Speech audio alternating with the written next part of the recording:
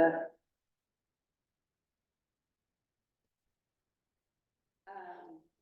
So that's how we'll start. You guys ready to go? And I'll be your presenter. Didn't we see ourselves on there and the meeting and everything?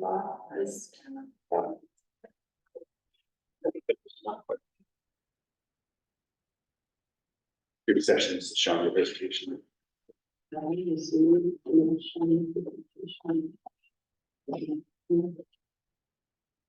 want to show the presentation. I'm not doing that. So she won't. You would have that, or someone else with that presentation in the Zoom session. Correct. I think she might be on the Zoom, so when she gets herself together, I'll have her pull up the. No pressure. I'm not rushing. Oh, maybe you'd like to see.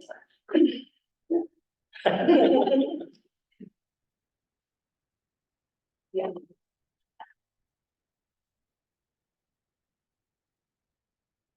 We see Felicia.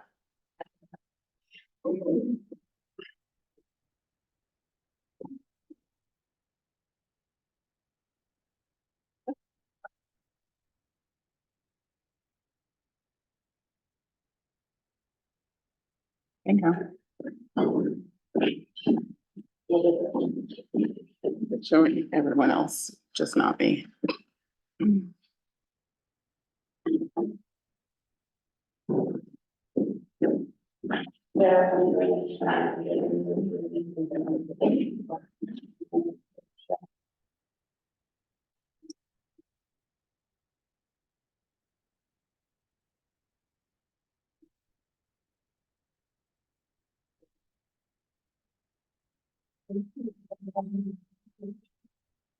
Daisy, Can you figure out if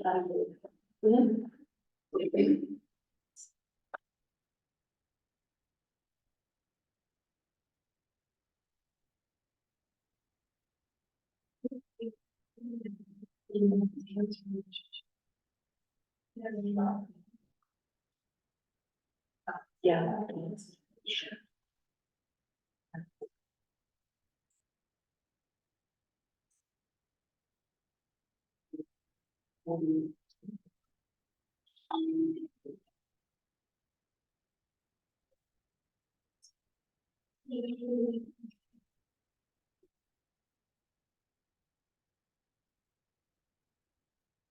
How's that up there with it, right? Good, okay.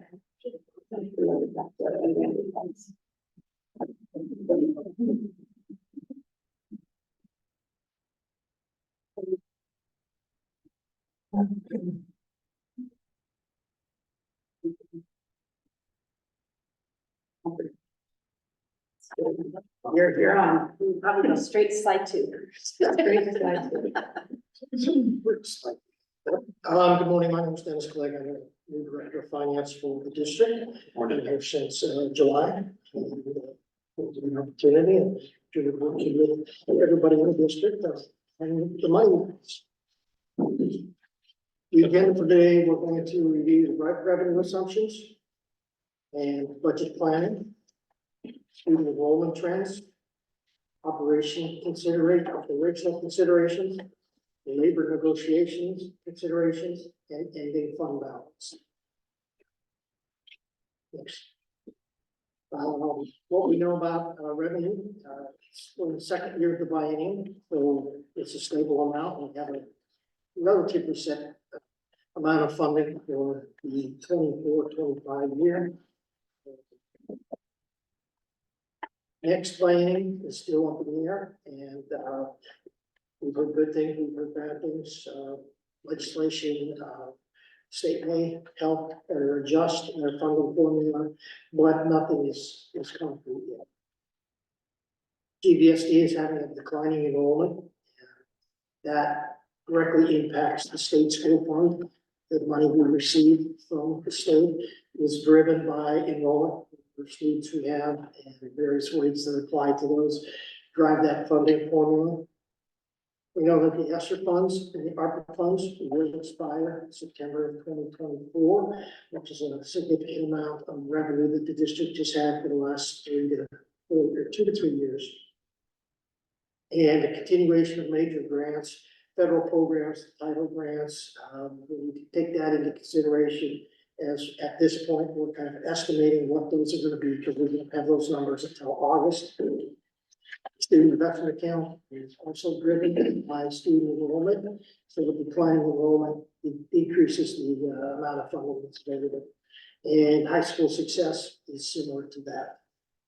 Next. I'll just add real quick with grants that I know as I started managing grants, the district, one thing I didn't know is that they are on different timelines. So when, it's really fun. So when we talk about like when grants fall and when budget process happens, those things aren't in alignment. We literally get projections about things, but then don't actually know numbers until August. And so sometimes that's where there's some frustration around Title I funding, what that looks like for schools and their allocations. Same thing happens with student investment account and high school success. So just kind of keeping that in mind in terms of it's a little more fluid than it seems like it should be, even for those of us that are managing the grants. But that is a key piece of that. The other thing is our Title I funding and our Measure 98 funding is declining. And so that has an impact because many of these grants, the majority of the money in these grants goes towards staffing. Revenue assumptions. Sorry, what? Could you repeat what you just said about Title I funding? Is declining. The amount that we're getting is declining.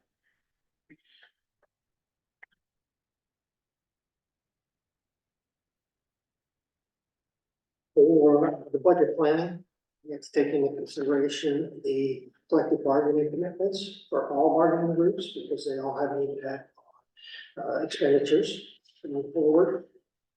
We're anticipating an increase in operational costs of 3%. That applies to contractor services such as first student, Chartwells, and EDU staff. We're applying that to consumable and non-consumable supplies. And it impacts our liability insurance, which is really driven by our experience. But our experience this past year has been fairly stable. So just kind of a inflationary increase of 3% applied to that. And we'll take into consideration the ending fund balance, we have this in policy, and then we have what the board preferences. Student enrollment, declining environment, that significantly has a direct impact on what we see. And we have capital projects and facility needs, things like roof repair, playground equipment replacement, that we need to take into account going into the next year. I think what I'll add, kind of our goal with all of this is to help us step kind of back a bit from just negotiations and what happens with this contract, kind of paint the bigger picture of how all these things really play together and the decisions that we're able to make in terms of percentage of increase and those sorts of things. All right. Student enrollment trends, enrollment and retaining students for state school fund dollars. That's a direct impact. We closely monitor birth rates throughout the county and specifically in the Gresham area. Kindergarten enrollment has been declining. We're seeing less students come in at the ground floor. Housing development and leavings, those have not brought the impact that we may have anticipated. There being less families with children or seniors, things like that are moving into those areas. Staffing, it could be predicted is adjusted between. When it goes up, we need more staff, and when it goes down, we need fewer staff. And again, there's a downward trend in enrollment at this time.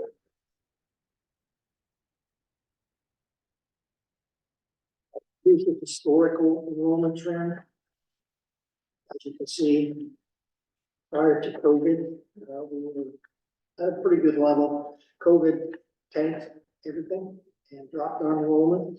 In the last few years, we've gotten some of that back, but not to the levels they were pre-COVID. Angela, since you're closer, is the difference between each line 200? I am getting Yeah. older. Yes, Yeah. Okay. We're talking about- Couple hundred kids, big dip that came with COVID, some recovery from that, but then kind of back to probably the more traditional decline that we anticipated based on some of the other data sources that we review. And then connecting these two things, state school fund or the revenue that we bring in and enrollment is really what we're gonna dig into on the next slide. So based on our projected enrollment, we have an estimate with the state in December to start the process to project the coming year funding.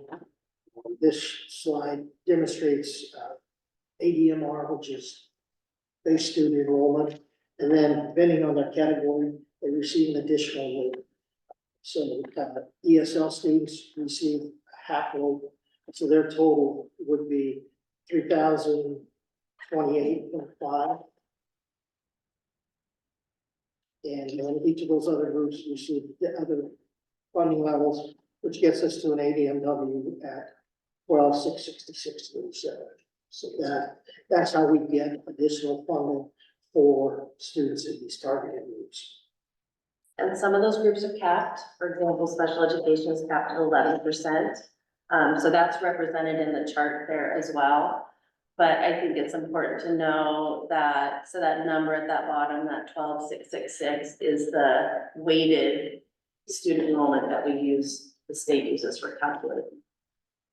And then just kind of reiterating what we mentioned before, our grants are also enrollment based, so the amount of funding that we get can be based on the number of students, but it also can be based on the number of students that meet certain criteria, whether that be poverty or houselessness.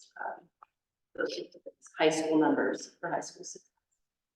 These are physical dollars, right? So postgraduate scholars is 25 cents. Per 25%, it's a 25% weight. So, you want to explain it? Yeah, so in the If I can basement, try. it's about 46 students that qualify. Sure. 25% get an additional weight for a total of 1150. So that number's not dollars, it's. Percent. How does the weight translate into dollars? So How does the weight translate into dollars? Is there a number behind the scenes? we get both. No weight, right? Yeah, It's perfectly allocated. So Okay. when we get that number, then these weights require okay, increasing. got it. So that's why the state will use the 12,666 when they apply it by the per pupil, as opposed to the 10,000 at the top. Right. Because then those weights are added on. Right. Does that make sense, everybody? Yeah, I've always wondered how long this is I know, it's like, good to see how the sausage is made, right? Sometimes you don't want to see that. And sometimes you don't, it's just what. Here's our projected enrollment for the next 5 years. This is based on data from the census and tracking that districts in the county with over 10,000 students use, and it shows how all the districts are trending. We are trending down, but we are one of the lower trends now. Douglas is at like 5%.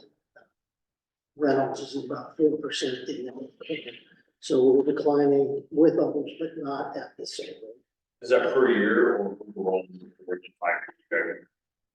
Overall, And some of you remember, it was fall of 2019, I remember that Captain North actually opened and the events took place at North, but we did our boundary review. That's when we realigned some of our boundaries and they did a pretty extensive enrollment assessment at that time. And although we knew that some of this construction and stuff that we're seeing in town was gonna take place then, they were saying, no, but it's not really gonna affect your enrollment. And I know I kind of thought that doesn't make any sense, but that is what we're seeing. We have a lot of construction happening, but not increases in students that are showing up to our schools.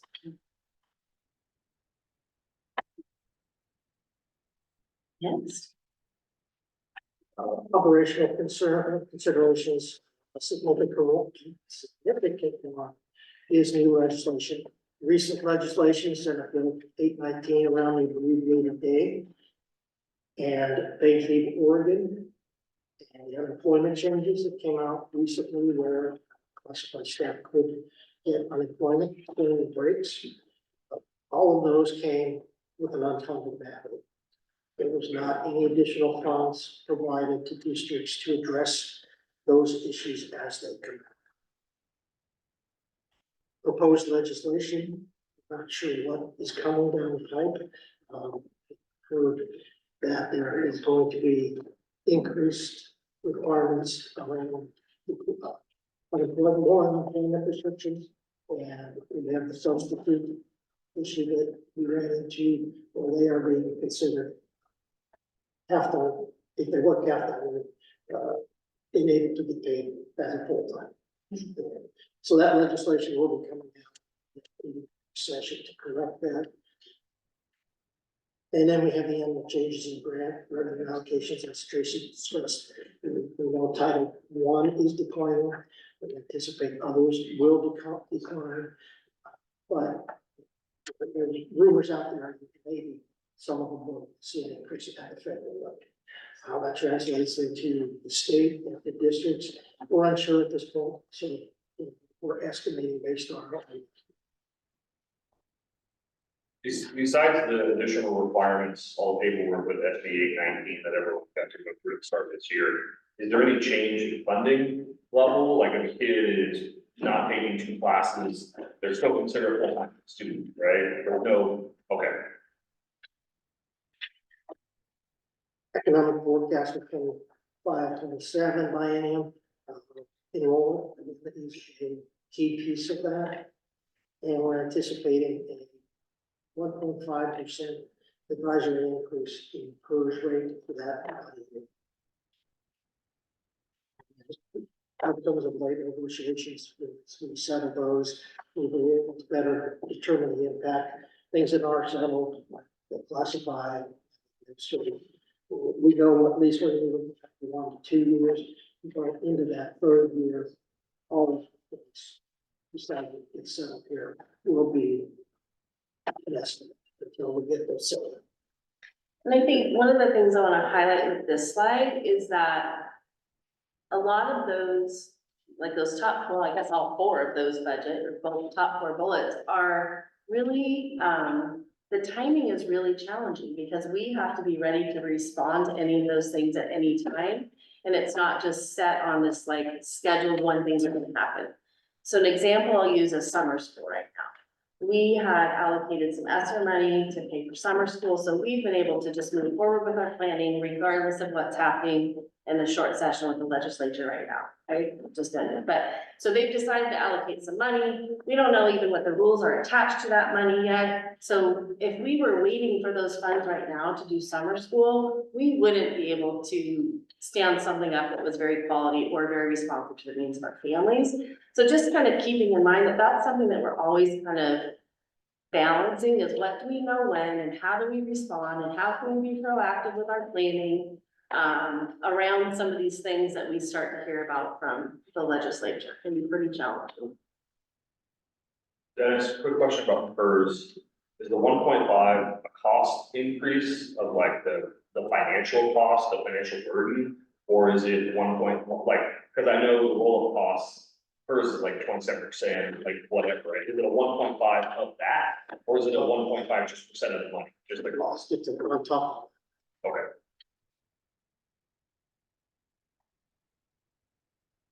This may have been answered previously, another question I had about paid leave Oregon. Can you explain how that has increased the burden to? Maybe Oregon legislation has split that 1% that is paid into 0.4% is paid by the district, 0.6% is paid by employees. As wages increase, that amount increases. I think the other cost associated with that is a increase in substitute costs because it has had a fairly dramatic increase in our leave usage and duration of leave. And so as more people go on leave, obviously you hire more subs. So I don't know that we can quantify exactly what amount as is associated with pay Oregon, but I think all districts are experiencing an increase in sub costs just because there's more leave. It's a natural kind of impact of that. Is it the first year? Yeah, we're online in September. Yeah. Is the district tracking anything, like to kind of get a feel for it, as if they're projecting for next year, or are we just trying to get through it this year? We're trying to get through it because there have been some unanticipated consequences that came out of that. Ours are a little less than other districts that I've talked to because we go straight to the state. Other districts that use third-party contractors that had significant challenges. Yeah, there was some fairly dramatic, immediate, usage rates. So the legislature responded this go around by allowing the, director of the employment department to cap, contributions or cap, payouts and so forth. I think they're getting worried that the system they've constructed is not gonna fund enough. Much like hers ended up doing, so, yeah, stay tuned on that.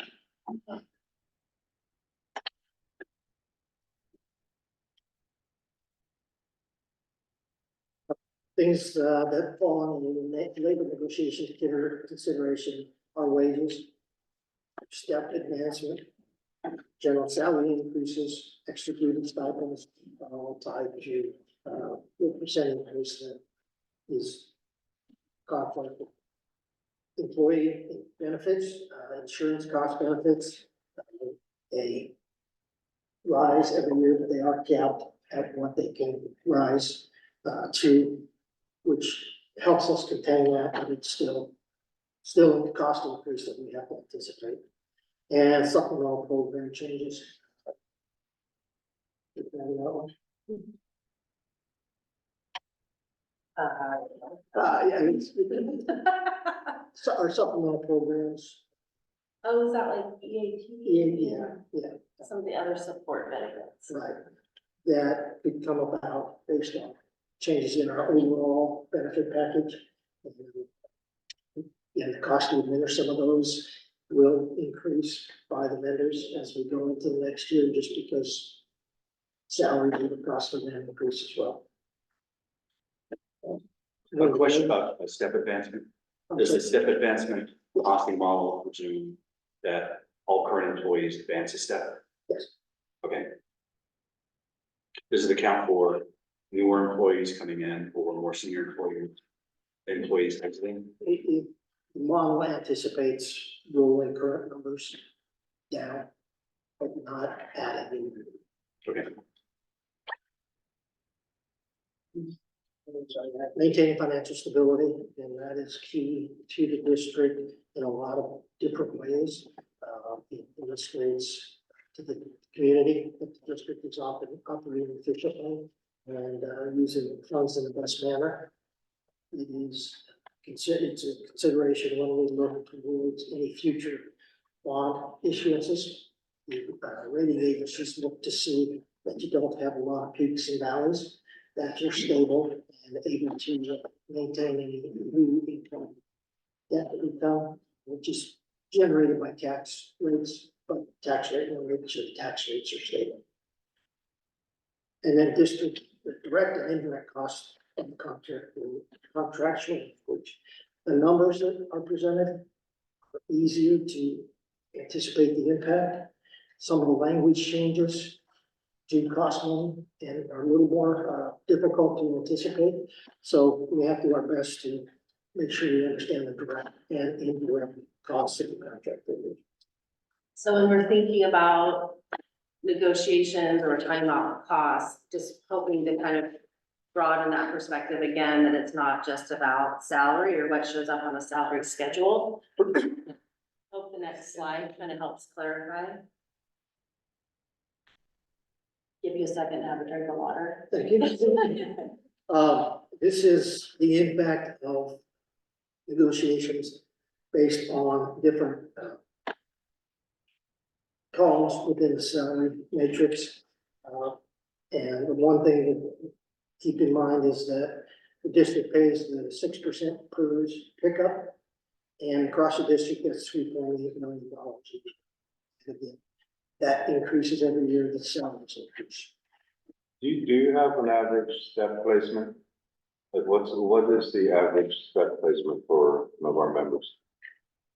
Step and column? Yeah, we need a scattergram for that.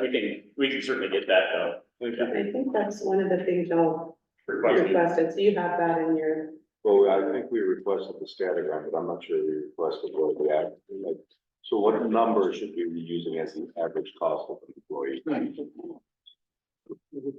Yeah, typically when we're projecting costs, it's nice to have a single value that you're using. Yeah. It makes the calculation a little bit simpler as you're kind of guesstimating the cost of the contract, right? So, yeah, we could take the scattergram and do all math, but we probably should put it together. you just have. We would not mind if you took the scattergram. and did it. Even better. Even better. So glad you came this meeting. What's that? So glad you came this meeting. Let's stay with it. Walking with It's like, you don't want me doing it category. So you can see at the bottom, the total cost per employee is not just their salary. There are benefit costs associated with payroll costs that apply to that. So if you look at that first column, it's almost double for the person on that step. Move over to the last one. That's 60,000 associated with payroll costs and insurance. Can you talk a little bit about the 6% PERS and how that's different here than other districts? The 6% is picked up by the district. In most districts, that is an employee cost, so when the PERS calculation, you'll see PERS line says in the employee reduction section, you'll see a regular PERS line, and you'll see the 6% PERS deduction.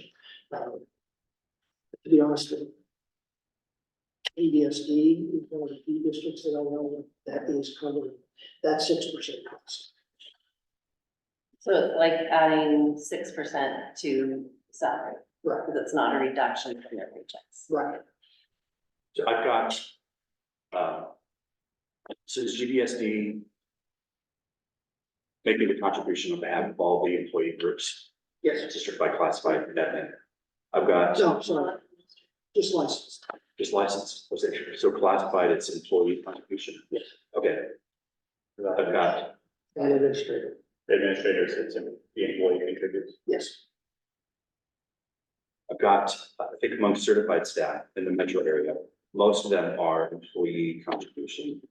The outliers, Gresham-Barlow, Lake Oswego, Tiger Falls, Park Rose, Westland, Russellville. But the trend is for those that had employer contribution to switch to employee contribution. That would So be a cost they're changing increase. the burden from the district to the employee. Yes. Yeah, So it's that- per officer, Right, it's for retirement increase. Gotcha. but it does reflect a cost increase for you guys. Yeah, I mean, it depends on what the outcome is. So Okay, if employees start picking up their own PERS, then the natural response is an increase to the salary schedule to reflect the fact that that's an increased employee cost, right? Well, with the taxes, right? Well, that's what you have to figure, like, and so when we try and bargain that, usually the associations say, well, we need an increase of salary of like 7% to account for the taxes, and the district says, we can only increase by like 5% to account for our increased payroll costs, which is what stymies the switch over. I think North Clackamas switched over a couple years ago. Bruce, you might remember that one, and then there might have been another district that went that direction too. So it's all factoring that in. How do you absorb that cost and who absorbs the cost, or how do you account for it is the tricky part. I think for us, the most important thing is when we're doing comparisons to factor in that PERS and either correct it one way or the other, PERS adjust it one way or the other.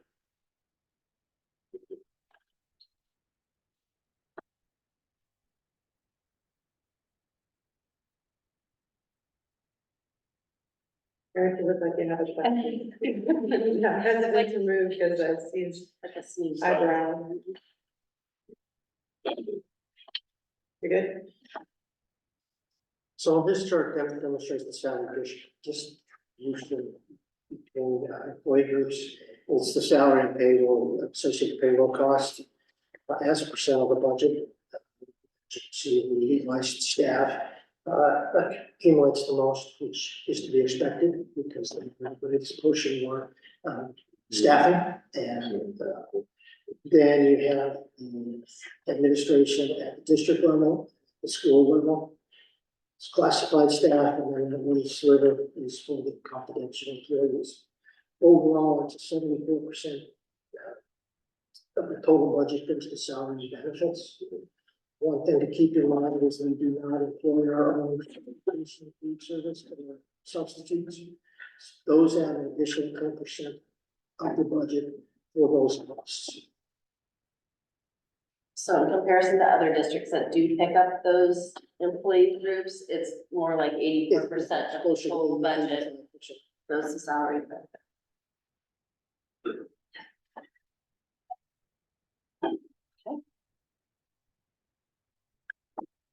Chris, we good?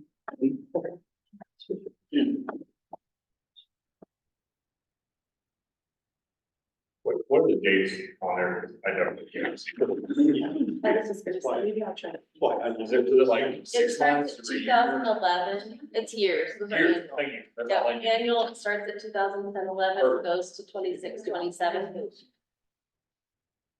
And the next slide actually will do it. Yeah, I just, if you tell me it's once a year, good. Yeah, So you can see the trend.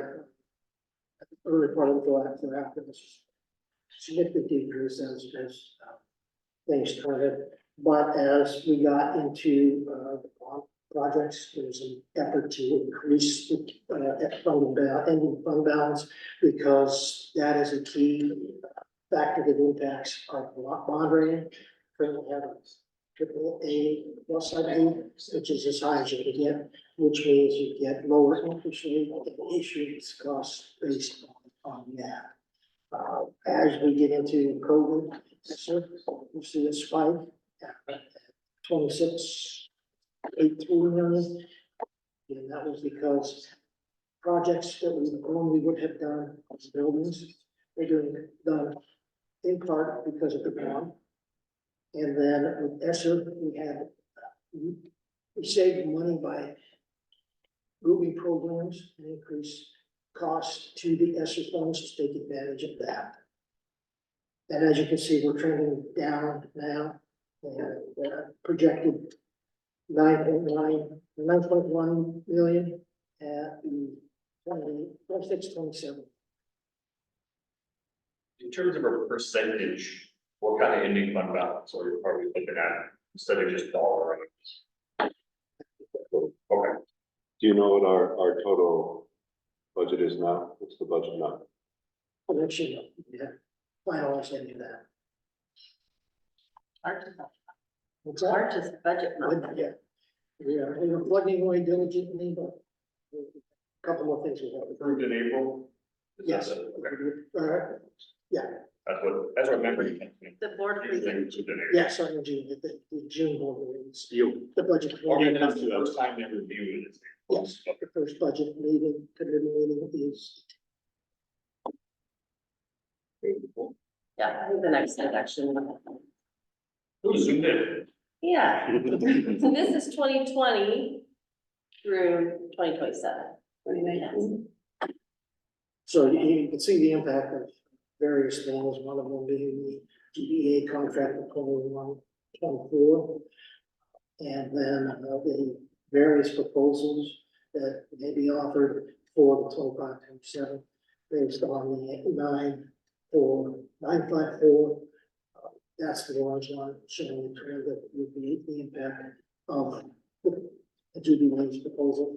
I'm just looking at south, What's that? just looking at south. So, part of what we want, there's lots of things that go into ending fund balance, one thing being salary, and not only for GBEA, but also OSCA and administrators. We know that we wanted to increase our salaries for our staff, to remain competitive, so that is a big factor, but just to kind of see where that last contract with you all kind of landed. But then it's also enrollment does impact this number, inflation impacts this number. And, as we've taken some steps to kind of get to a more, level place in terms of salary and what our ending fund balance should be, we also know that we can't just continually take this hit to ending fund balance. We're not gonna have a balance left at some point. So just trying to kind of paint the picture of where the proposal you're gonna hear about kind of lands in terms of the next few years, how that compares to what you have on the table. So we can have some constructive conversation. That, the dashed orange line is based upon our proposal. Yeah, Just out. Yeah, Correct. Kathy. I mean, does the school board have like a designated, they have a percentage that they recommend? They do, policy 7%, 5%? policy says 5%, at least 5%. Right, but I know they review every year, they look at everything every year, but, I thought there was. Chris, do you want to respond? Chris. Yeah, so in policy, it does say 5% of the law. We tried to stay around between 7% and 8%, gives a little bit less, the board really does not like to do boom and bust in budgeting. We like to maintain, services that we have, so that's where we've been, That's why I thought. yeah, And that's ending fund balance to expenses. Yes, in fund balance, to express. yeah, yeah. Expenses and Yes, percentage. yes.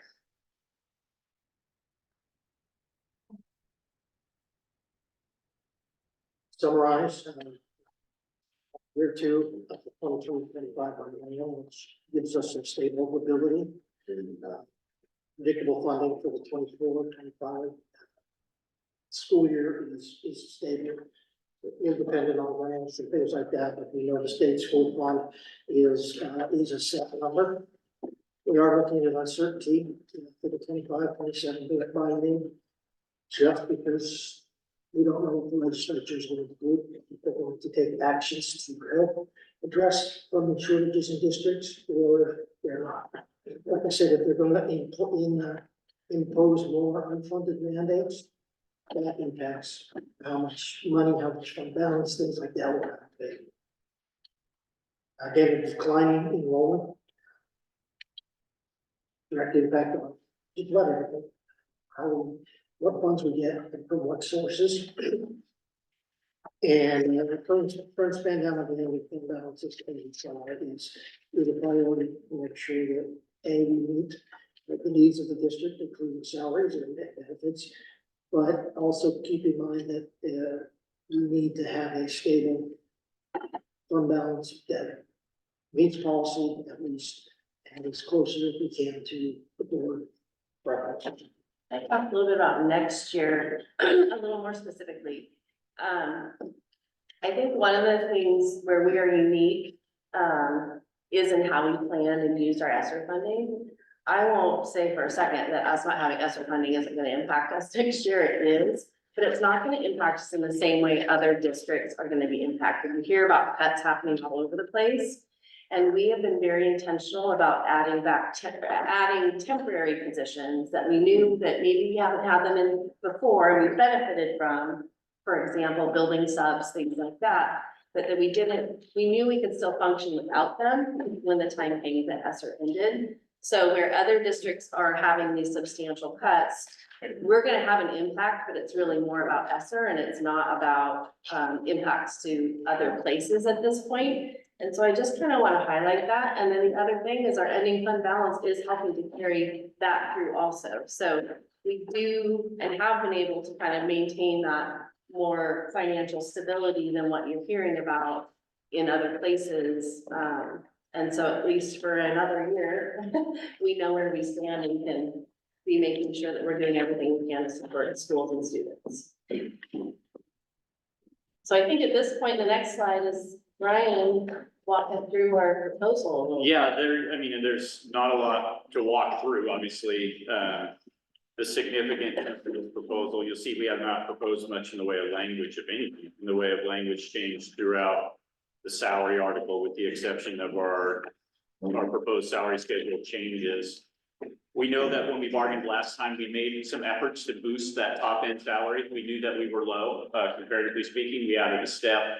I think that had an impact, bringing things up on the top end.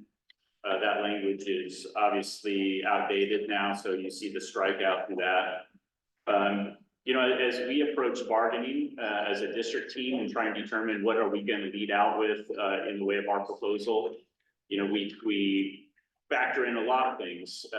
You know, what language changes are going to produce a cost. We don't know that yet, so we always have to leave ourselves some room in case we have language changes that have an economic impact. So we factor that in. We know that this is a process. We know that you know, there's going to be a give and take as we go through bargaining, and so we factor that in as well. And then especially, you know, kind of walking this balance of moving into an unknown in an ex biennium and not wanting to be a district where we end up in a reduction in force. We've seen that, your neighbors at Portland Public, I'm sure we've all seen their fairly dramatic budget increase or decreases that are going to be happening. That will be people. It already is. Salem is in the same boat, so we don't want to be in that realm. I think your district is in a better spot compared to some of those districts as far as reserves and the ability to absorb some declining enrollment without having to go into RIF.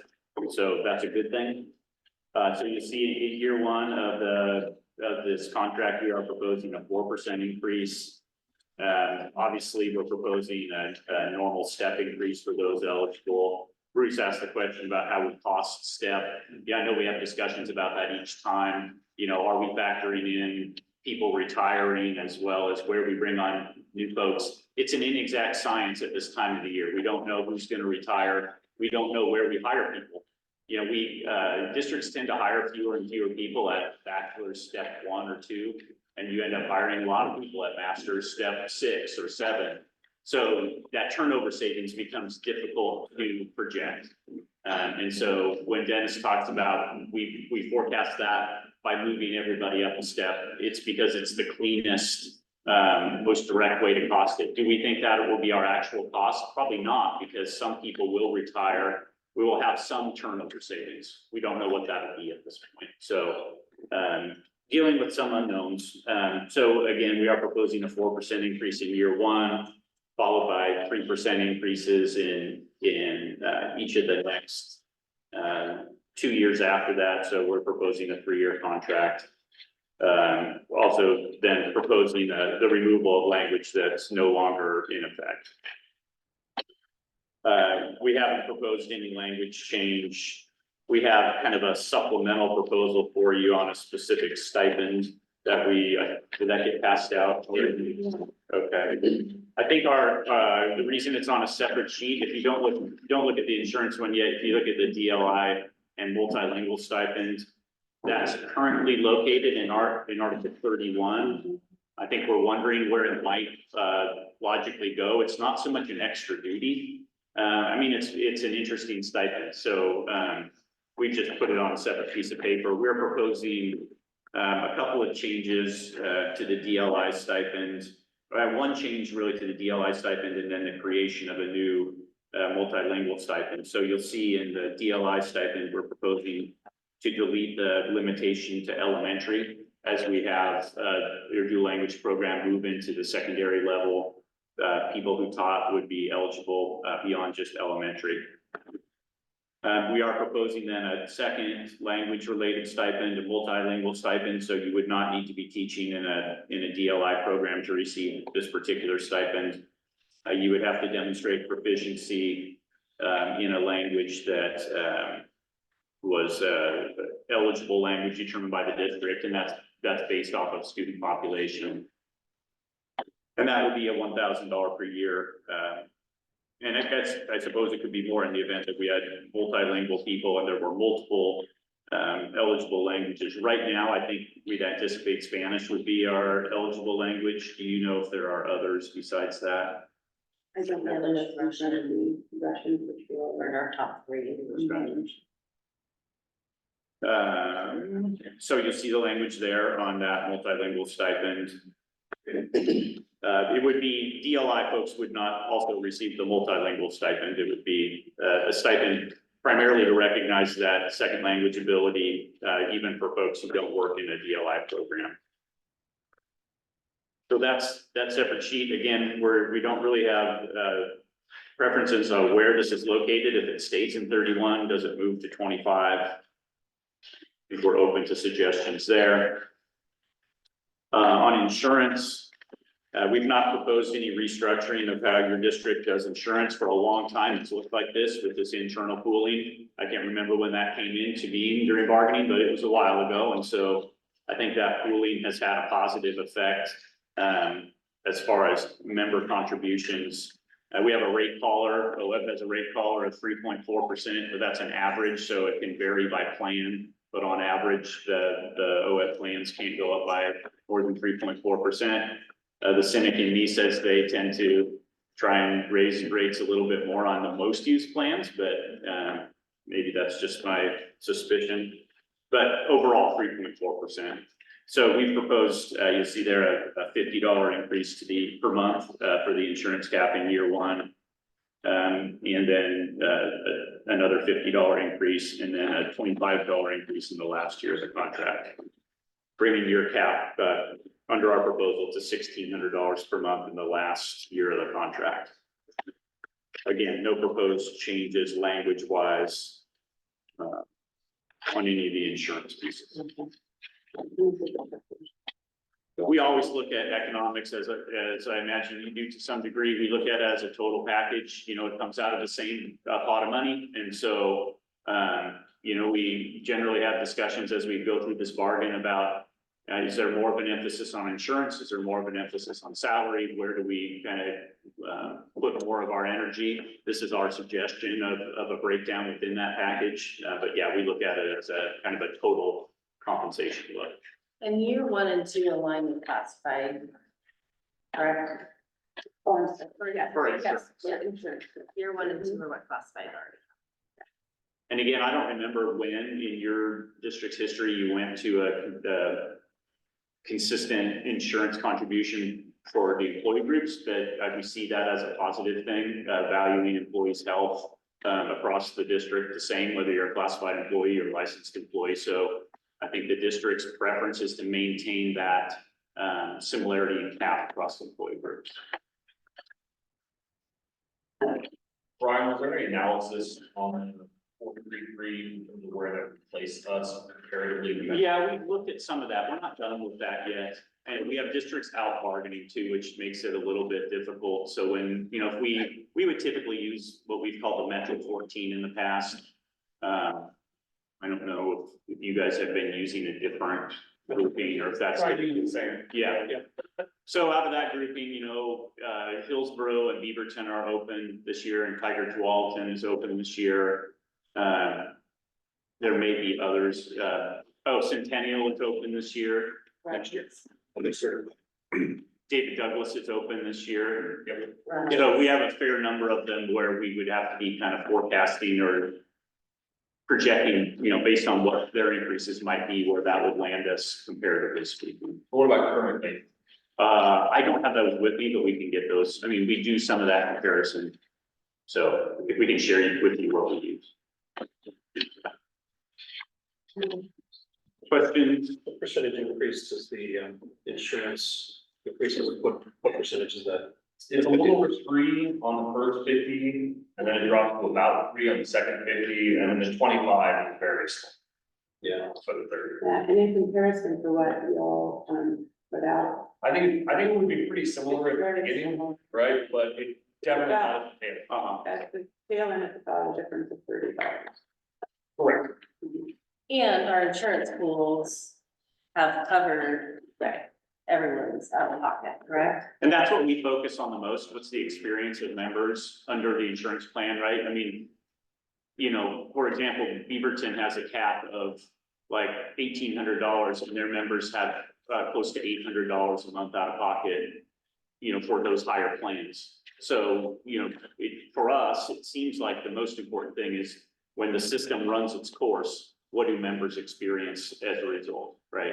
And then, the first couple of years of our insurance proposal were driven primarily by wanting to be consistent with the other employee groups, because that is a priority for us. So that's a piece of that as well. So I just want to make sure that Dennis came with a little to-do list. I heard that you want an average salary cost.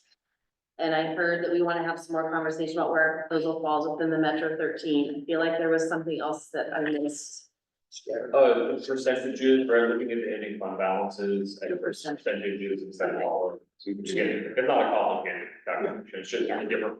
Okay, And we'll have time for this when we do our clarifying questions after. for sure, yeah. I'm just So trying to, let us think, yeah. Because if we want, yeah, we want to send us as soon as we can too, so we'll come back. I think our goal in bargaining economics would be to be as transparent as possible and to arrive at a common understanding as much as we can on numbers, things like what are we using to factor an average employee salary and things of that nature. At least we've been talking from a consistent points.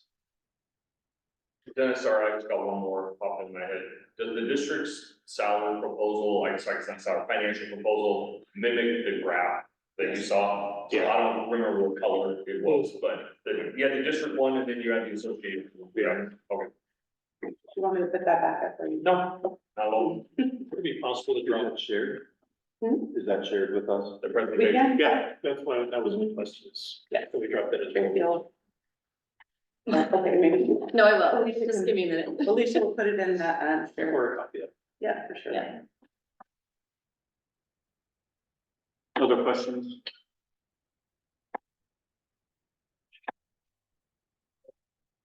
Future questions likely, out of the center. That's fair. Yeah. So I think we're We're gonna. a little over on our time. Everything right? Yeah. All right, sounds good. Thanks. Thank you all. Okay.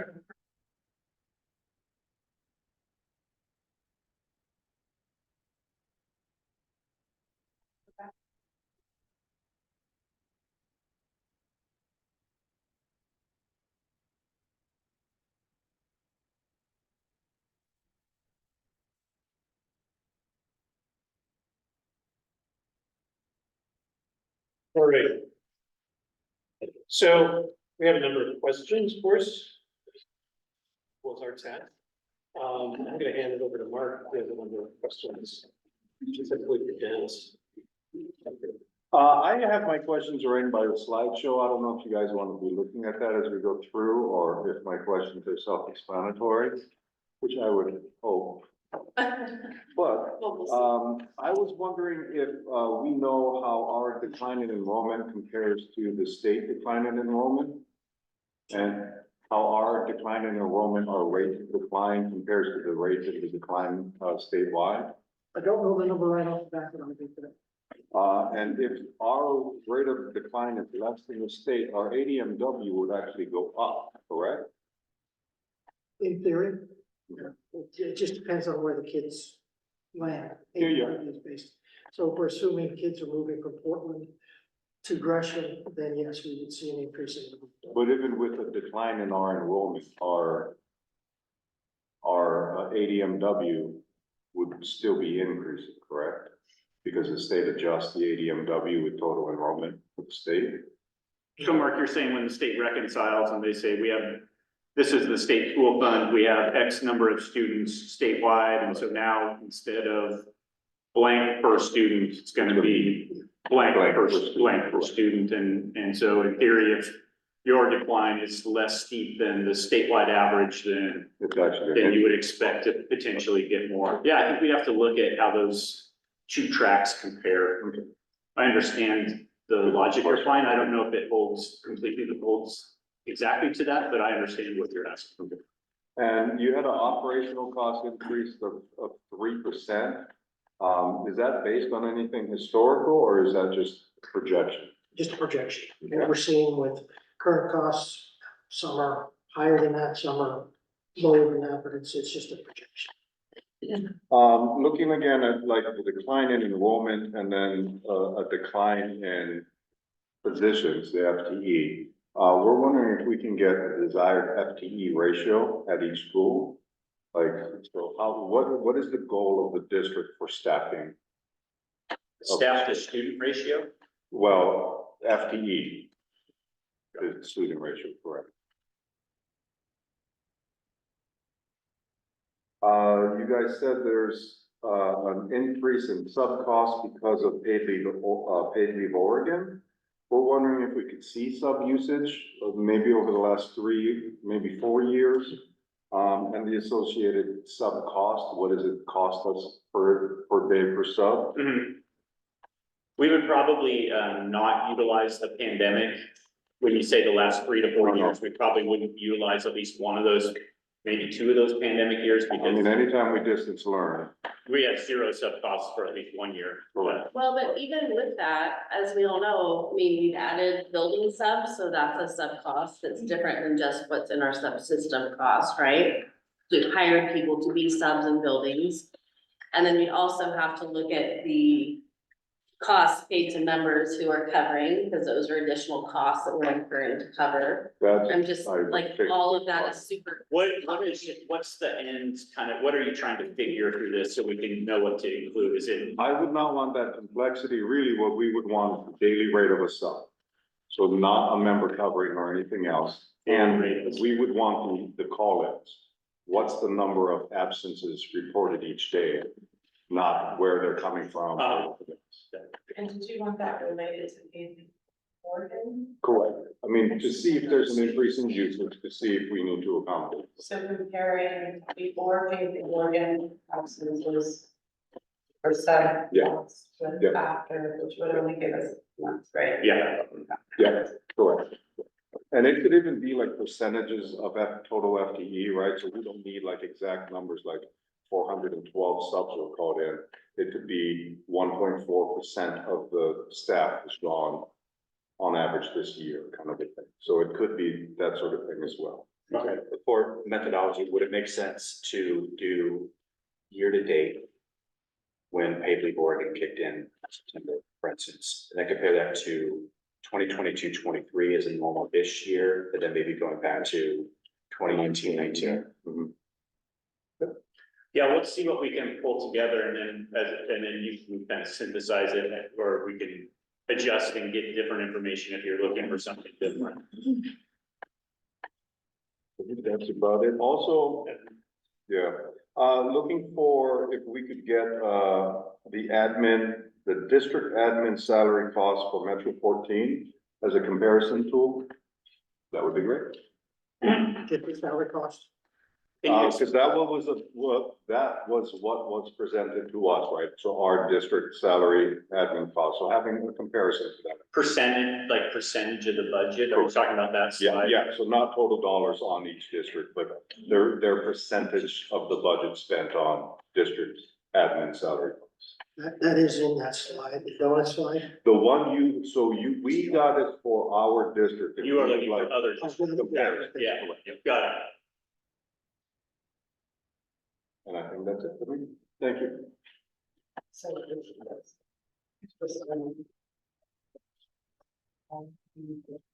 Wait, that's that right.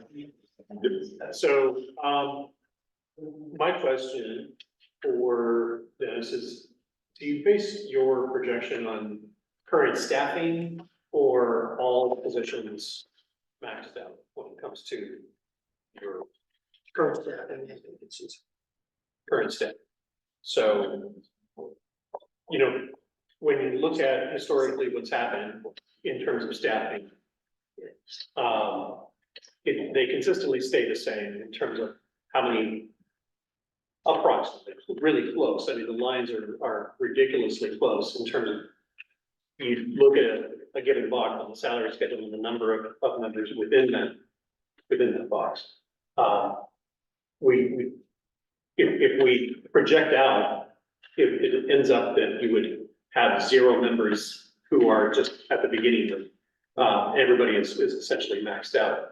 But in reality, it stays relatively the same numbers year to year. So you're saying that your projection is based upon that kind of model where it's consistent? Model roles, everybody gathers as we move forward, there's gonna be, year one, there's nobody in step one. Okay, In year two, there's nobody in step two. In year three, there's nobody in step three. got it. So they roll down, and then when they reach the bottom, then the two steps, step 13 and step 12, are added together. Did we follow further? I'm gonna admit to the teacher that Mark and I were chatting during class. I'm taking you down. I did both, I paid attention. I think we just describing it as more, we could call max. Yeah, So nobody quits, nobody retires, Exactly. nobody's hired. Yeah, Gotcha. we don't try and calculate turnover savings, yeah. It doesn't presume, I think this was in the sort of Eric's question, I apologize if I didn't hear the answer. Does it presume that all available positions are filled too? It includes vacancies and Could we current get, positions. if there's a specific vacancy percentage, for instance, or factor that's used, could we get that as well?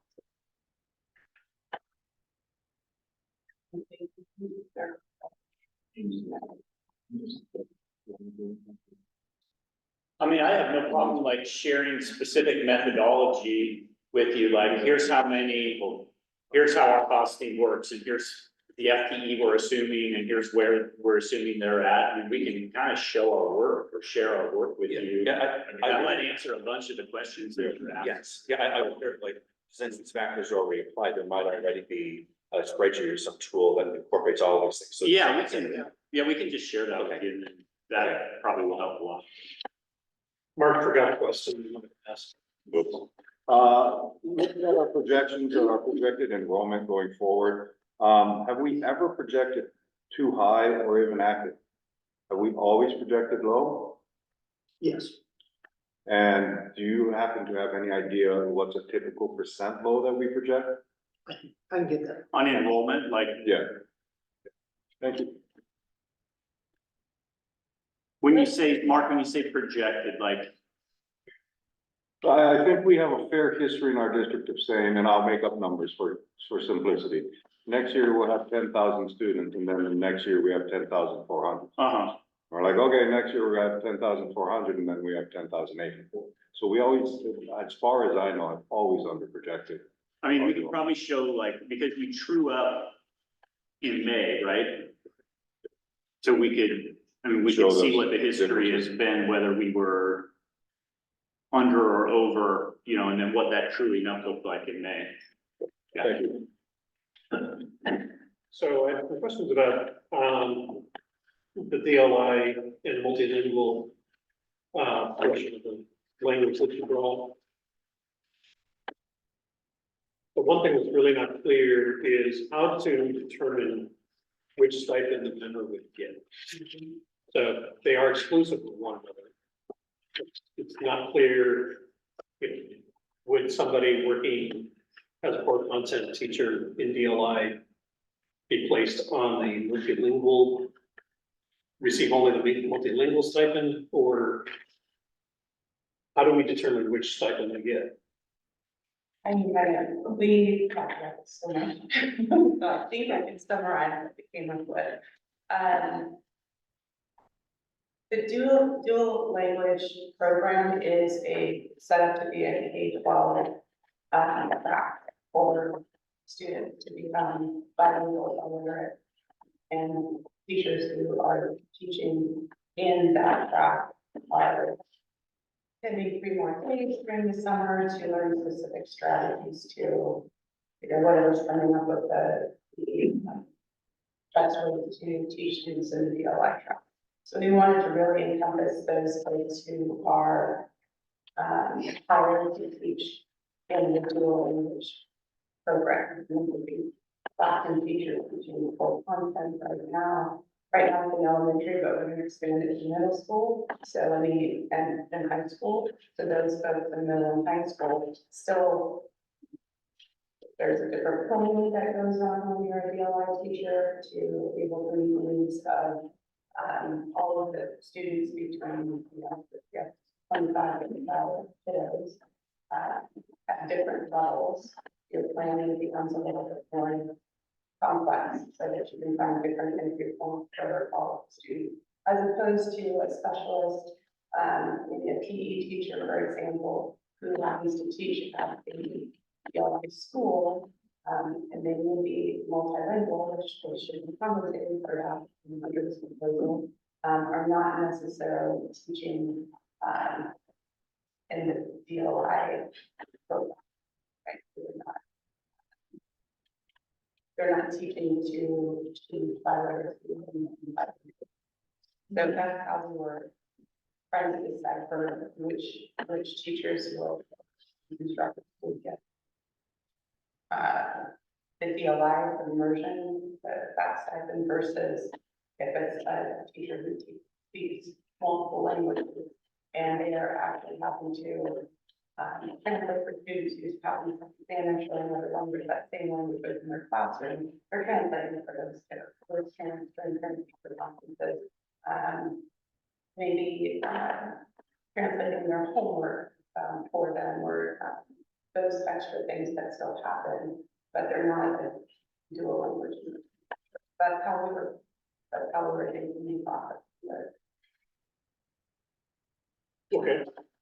So for the multilingual stuff and then, who in the district would get that outside of folks that are associated with a DLI school or a DLI program? Anyone who's. Anyone anywhere in the district? Correct. Anyone? And currently not, I need a class. Contract that we just negotiated, and so we wanted to kind of mirror, some of the language to what we were offering.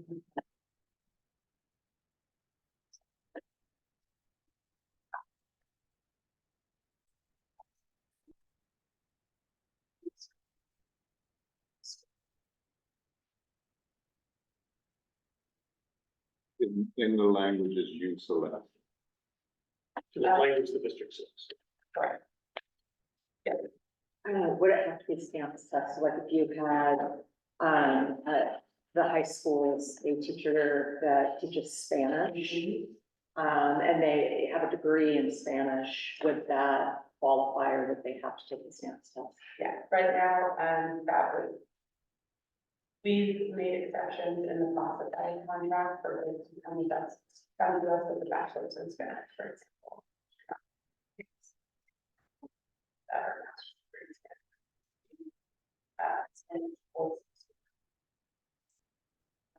So, I qualify in Spanish, but, yeah, I think there's multiple ways that we'll get out to assess. One is going.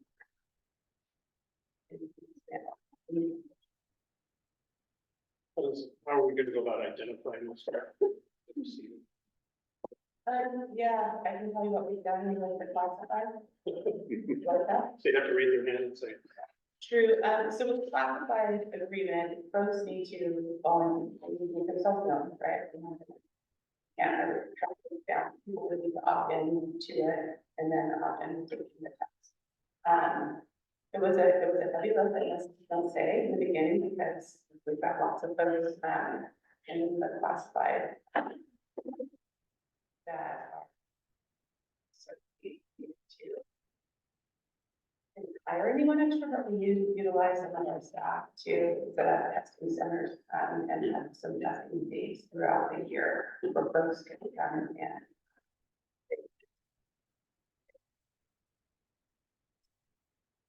I think we'll be open to talking about. When that looks like, this another, districts have, it's up to the licensed person to provide documentation or a test that they took, that may be on an approved list, that they can show proficiency in that way, that might be a way to do it. So I think that's so. Out there. With the trying to figure out who and how to. What languages are currently, accepted? Yeah, we thought about that. Oh, the classified, The only, I don't think the only tested for Spanish, Felicia, you might know. Do you know what test we offered, for classified, for those? Right now, it was just Spanish. Yeah. Okay. So I have, some questions regarding the DLI program from. So you mentioned specifically specialists who teach, in a local school and who are comfortable not be eligible for the stipend, even if they're doing instruction in both languages. It's a language. Why not?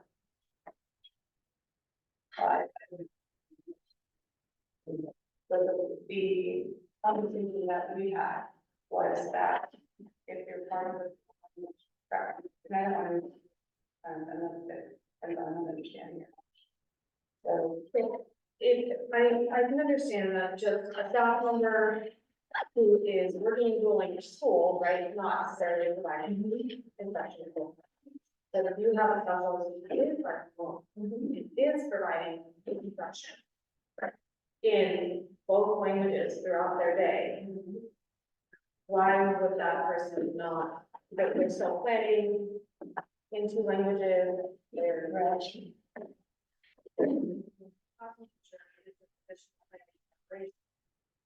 that specialist is also planning and preparation. and I think when we talked about this, the difference was with small groups, you have more of a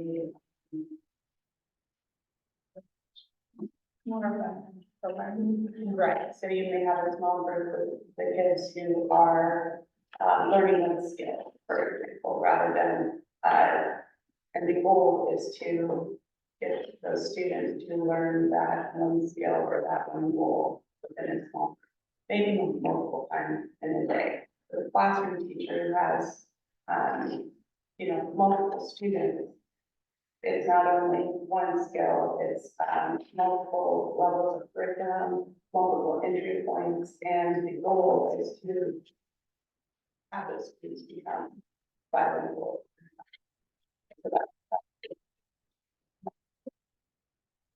So by that argument, specialists should be paid less than a teacher. You would get actually be more if you qualify for the multiple months. No, I'm saying a monolingual specialist, based on arguments that you're making, a monolingual specialist should be paid less than a monolingual. Because you're saying that monolingual reading specialist, for example, just does small groups all day, they only have usually scheduled to their small groups. So that person should be paid less than a classroom teacher and dual language.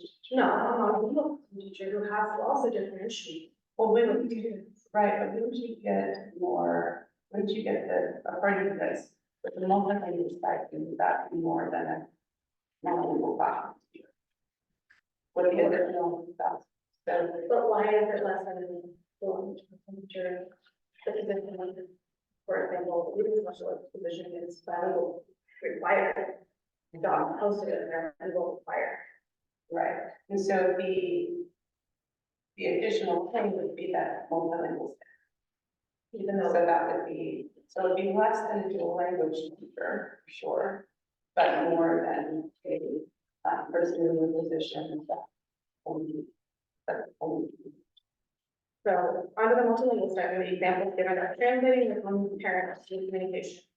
Explaining directions to main assistance to make sure understanding. Doesn't say instruction. So if the person is doing instruction in both languages, I might be misunderstanding what you're asking. So the examples were more of, if you are a teacher that multiple languages, and you're not a part of the DLI, you may be expected to do similar. so, I mean, I would think what the, like, how you saying someone is or is not. Right, so the goal of a DLI program and students in the DLI.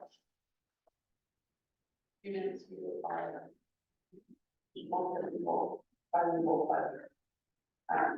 if you're a specialist, a reading specialist, the goal for your student is to have them become more proficient in whatever language you're studying, become better readers. It's, I will.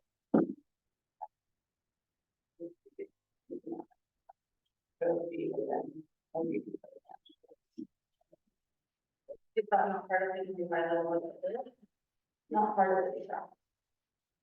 So, I think somebody who has to do with, planning for, that instruction, unit planning with that instruction, is where like the workload that needs to be between a DLI teacher and, reading specialist for me thinking about, generally, it's more, you're using a program, you're not doing the level of planning that a classroom would have to do with multiple subjects. And so, or the level of assessment that they're having to do. So for me, that workload is. So again, by the same token, you're modeling your reading specialist is doing that work and you're modeling your classroom. Can I jump in? I think that we're having a fundamental, we have a fundamental understanding in our contract that, classroom teachers, specialists, PE teachers, if I'm just thinking about my own building, I'm a classroom teacher. We have a PE teacher. We have elected teachers, music teachers, counselors. But we are all PEs. I'm taking DLI building out. That is a fundamental piece of our contract and our understanding of how members are compensated for their work. The inclusion, the create what we're looking to do is apply the same principle to the DLI stipend, is because the increase of work for anyone involved with providing instruction or support, their work increases to the same level that a classroom teacher in a DLI program is increasing compared to a teacher in a monolingual classroom. So what we're trying to get at is, why are we not applying that same principle across to the new deal stipend?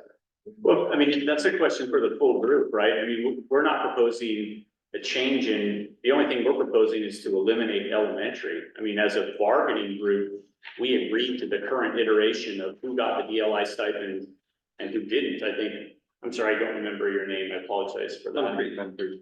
Those questions might as easily be asked of your bargaining team as they are of ours, because we collectively agreed on the current format of the DLI stipend. We're not proposing to change that. So I feel like this is a critique coming to this side of the table, but this is a full group product that we arrived at during the last bargain. You know, It was brought to our bargaining team, and we presented a memorandum of understanding to the members of. sure, so you guys have, And sorry.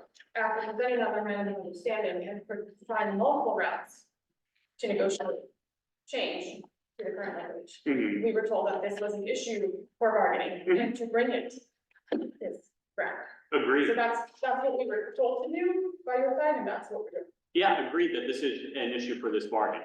I guess this is our initial proposal, which is the current version of the DLI stipend with the elimination of the elementary limiter. I understand you guys have a different proposal. I mean, I assume we'll have continued conversation on those two proposals. Okay. All I'm saying is the critique of the current model is one that we all own, because we have collectively agreed to that last night. And it's with the addition of a new recognition that all of our schools benefit by having staff that speak additional languages. So it's about broadening that. Our other schools that are not DLI still benefit from having bilingual staff to support students and families and all the things that brings.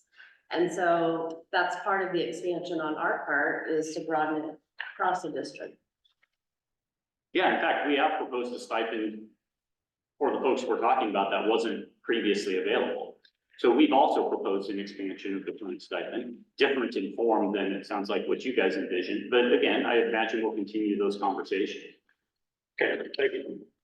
Brian, was the district's explanation, and I wasn't here last time, so I apologize, but was the district's explanation about why, like, the purpose of the DLI program, right, that end game of getting, and I don't remember the name of the certification. It is, okay, I was like, stamp, okay, that's, okay. So, getting the stamp, bilingual. Seal, thank you, the seal of bilingual. Was that the end game, was that the conversation previously? I think, and I Like, just it heard was also, offset, because this just got created. Yeah. It's not hard. Yeah. Right? it was new. I think it was a recognition of, it was a workload plus skill. Right. It was a recognition of value added from a workload and skill standpoint, and that created that particular stipend. Okay. And again, we were working with that iteration of what the dual language program looked like at that time, which was elementary only. And so we were creating it, and that's what we ended up with. Okay, Yeah. and I think that's where the association is coming from, is we're still using that lens of workload and skills that people are bringing. And we're looking at everything and saying everybody is bringing something to make this school, right, function as a dual language program. So everybody should be compensated equally for it, regardless of whether they're a reading specialist, a teacher, or first grade teacher. Yeah. Right? Everybody's in the building, we're all learning to be alive. And the district now has this, maybe it's a new or different explanation, which is not spelled out in the language, right? I'm just trying to understand. Yeah, no, I think that's fair. I'm not an expert on the dual I'm not language either. program, so harder for me to speak to the ins and outs of it. It may be that we have some guest speakers attend who can help illuminate us on that as well. And again, I think it's going to be a work in progress. It's a fairly new stipend. We proposed yet another new stipend, so I think we anticipate to continue having conversation. Well, and I think part of the confusion is this is not a piece. It's not associated with and I understand what you're saying, that it's part of an initial proposal, Yeah, but it feels like a count. So that's part of our operations here. yeah, and we get into that at the beginning of bargaining where we have cross proposals. I mean, again, this is our initial contract. Got it. Thank you. I'll just say we did bring an expert also. Yeah, maybe you're the expert on the DLI program. Yeah, absolutely. I mean, I think it makes sense to hear from folks who are involved in that program. And that will help our decision making. Well, I think that wraps up our questions from our team. Dennis, do you feel like, or Tracy, you feel like you got those all down? Is it organized in type? I've got chicken scratch and I stuff. was gonna say. Chicken scratch and stuff. No, I took my chicken scratch, put it in. Perfect. So we now have some counter proposals for 15, 16, and 30. We did.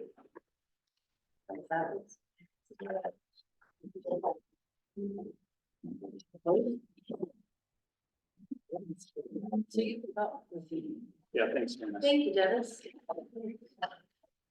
Not that everybody wants to stay, but. We can't even get you to stay with Nicholas for lunch. No.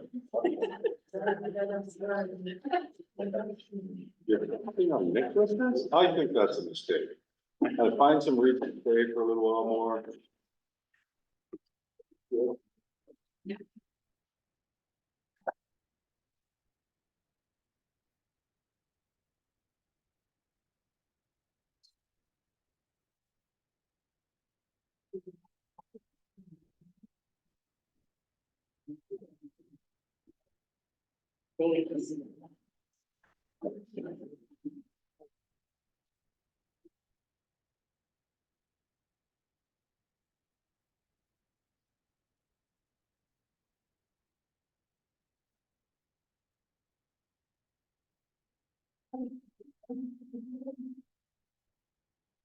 Angela,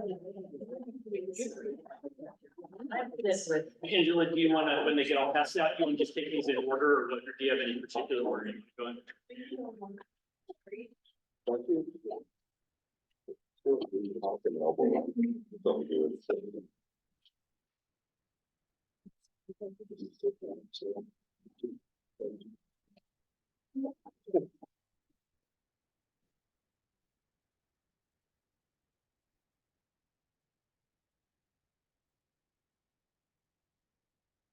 If you all appreciate your time, what's the answer back to us? Thanks, All Dan. right, thank you.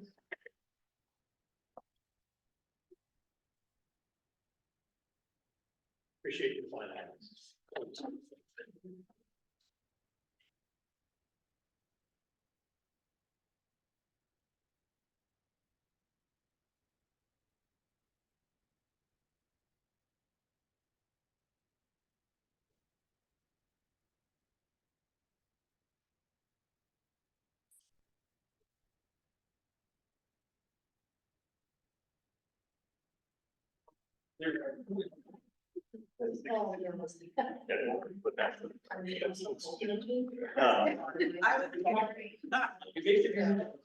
No, I totally get it. Yeah. I was actually gonna. Because that was big, big, that I said that we need to say that. Oh, no. Or what? So Get context. I can try those. Right.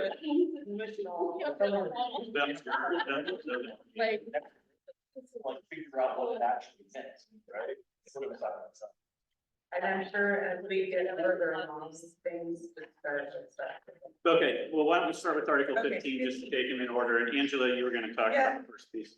For sure, so on Article 15, on number 6, you also put. Welcome to secure stuff. This is something that we already do, but we use the IT staff to be able to secure a long term. So, I think there might have been some possibly, I could be wrong, but our IT staff subs can during purposes, we can do them to do grading if we need to, or it doesn't have to be just those student protection. So we try to get along terms of stuff. Is there a special like language designation? Because I had like a conversation with my head secretary, and she knew this year, or the head secretary, but like that, those two things, like grading days and conference days were a particular issue. Yeah. And I couldn't understand why. We've had subs, and probably she's a staff here, but that have the page to stick around for parent teacher contactors or to do grading, especially if they are, in the classroom for weeks at a time, they know the kiddos. It would make sense that principals would reach out and say, can we have? So that's the process. then. That's what we do. Yeah, we just reach out to. And let them know what's happening. I know we had a teacher out for 5 weeks in the fall, right, and conference from the grading time, and we had a long meeting, so we did step in and do all of those things, and we. But there's no like, I remember when we first asked, you said like contract, like you didn't know what I was talking about. Say long-term contract, We right? generally just. And maybe I'm using outdated language. I think that's an old practice Okay. from way back when. I remember it from a long time ago, but I haven't seen it in practice for quite a while. Right. We just put it in a system for that time. Probably, slow in, Yeah. and just assign it to the person who big things. Right, well, it still doesn't get to the essential question of why do we have a disconnected building level? We have situations where we have a different sub every day for somebody who is out on extended leave. That's essentially the reason we came with it, was just to solve this problem. So we're looking to solve the problem. Yeah. Folks who are out on extended leave, whose sub changes day to day, whose sub is not doing and grading. I was just talking with a president who's experiencing that within his own building, but having a sub inconsistency and lack of coverage for grading. So, I will say, in some circumstances, there's reasons why we cannot have a long-term sub, because we don't know if the person will return the next day, or if they're going to be out indefinitely, so there has to be. Right, and we have had some situations where, if we put a long-term sub in,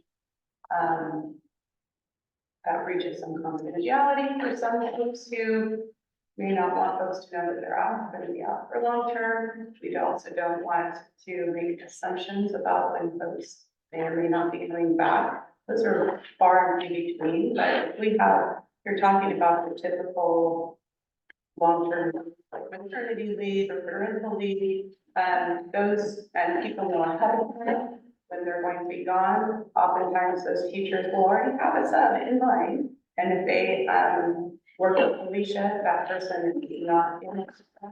Alicia will work with that sub that the teacher may want to get them signed up with that, just that's what they want. Typically, we don't really have issues with this one, but I think sometimes when things gotta be done. You can have the one-offs tonight, and you know, a couple of the situations that you might be feeling at, those would be things that we're not quite sure how. good. Also, somebody doesn't take a job. So I don't know.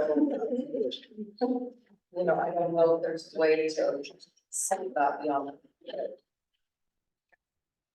Alicia, what are the limitations on edu staff in terms of, like, a secretary, someone being able to like front load in absences? Is there a limit on how many, or like days of the week, or?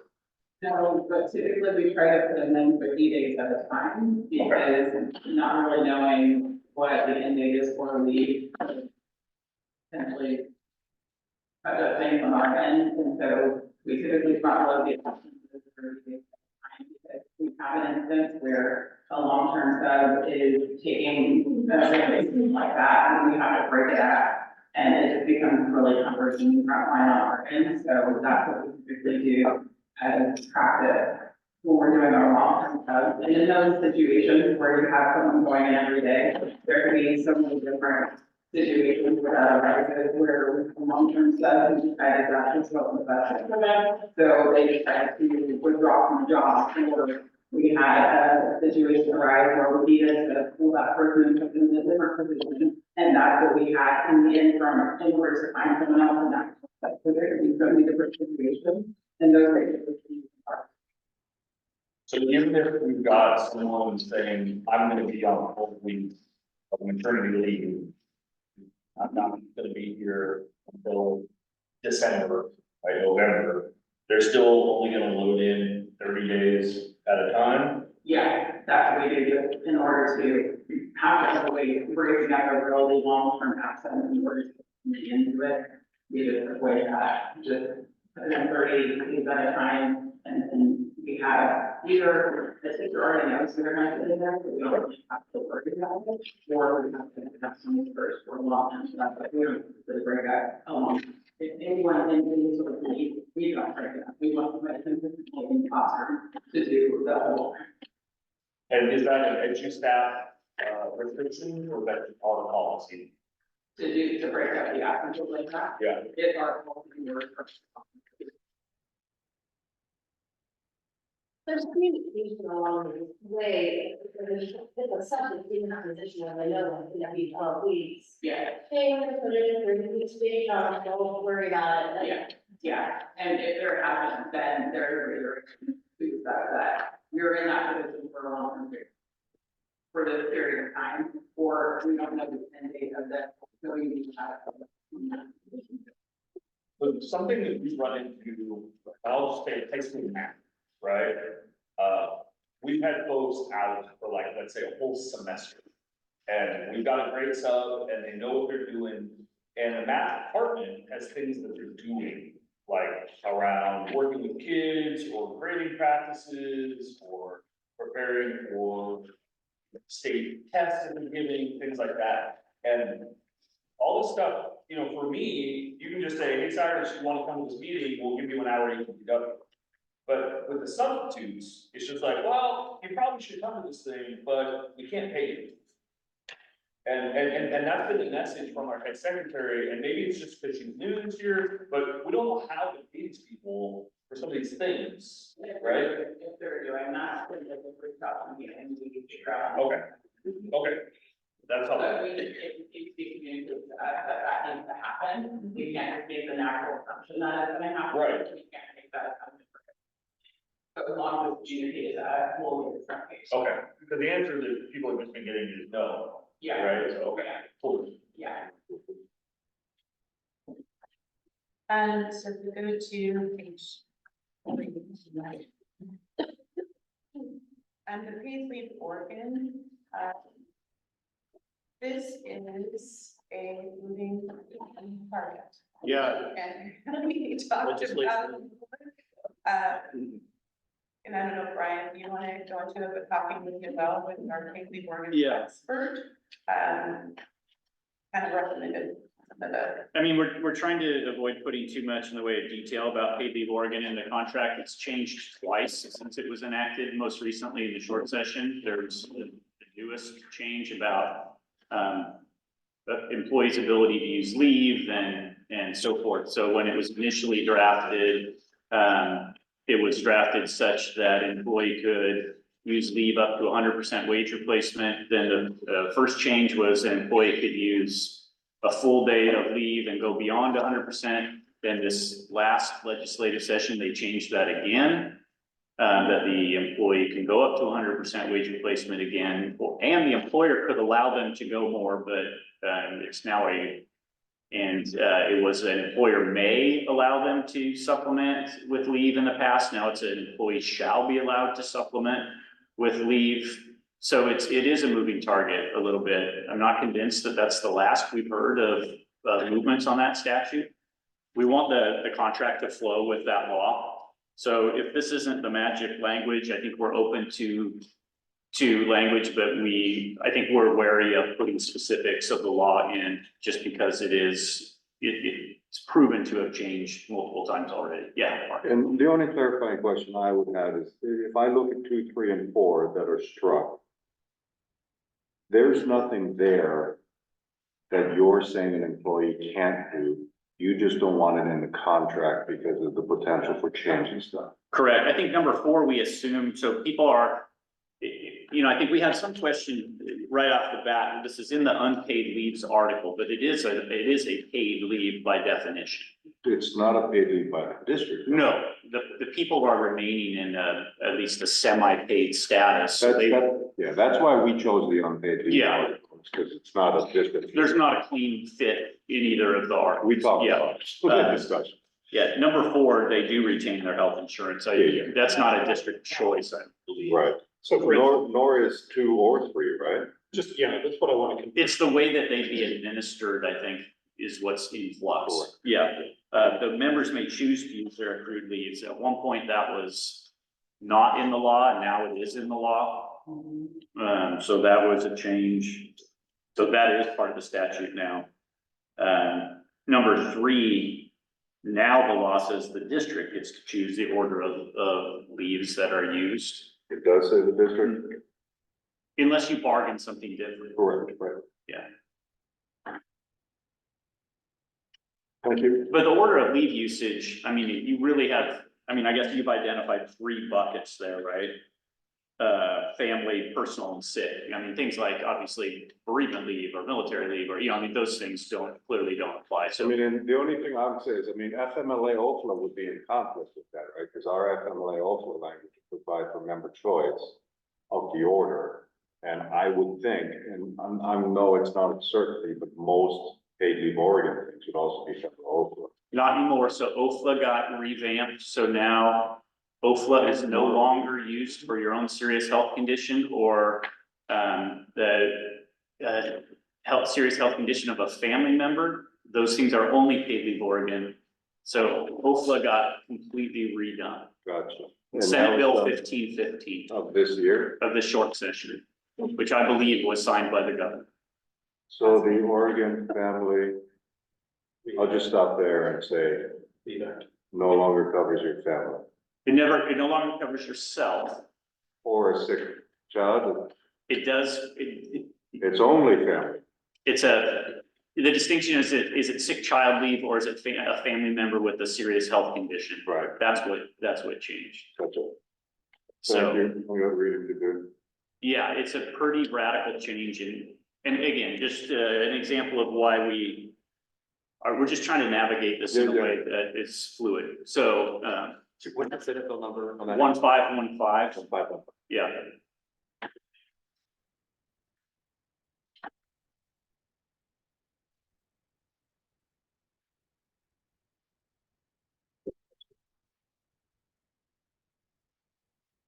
After looking at that, if we feel like there's a gap or something that we need to account for, I think we're happy to continue to have this conversation. And really for us, putting it in our contract, all of it, right, is an informational piece for our members. We were trying to have something in there that references things so that they would know about it.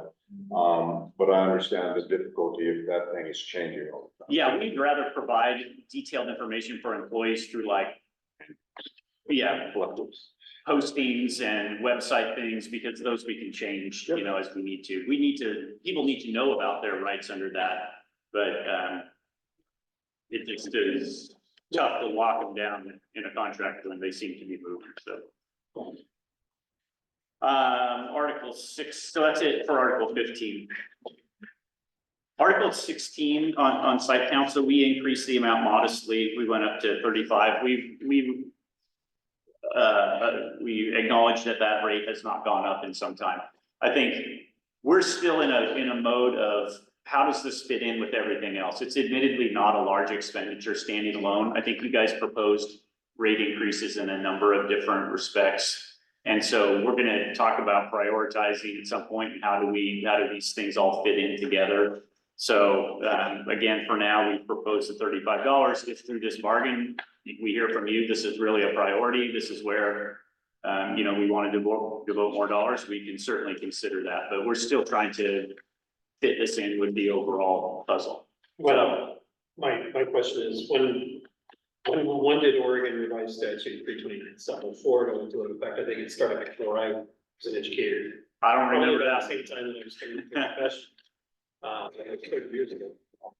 I don't remember when that site council law went into effect, and I don't know how long the $30 has been. I think you get my point, it's like $30, 30 years ago.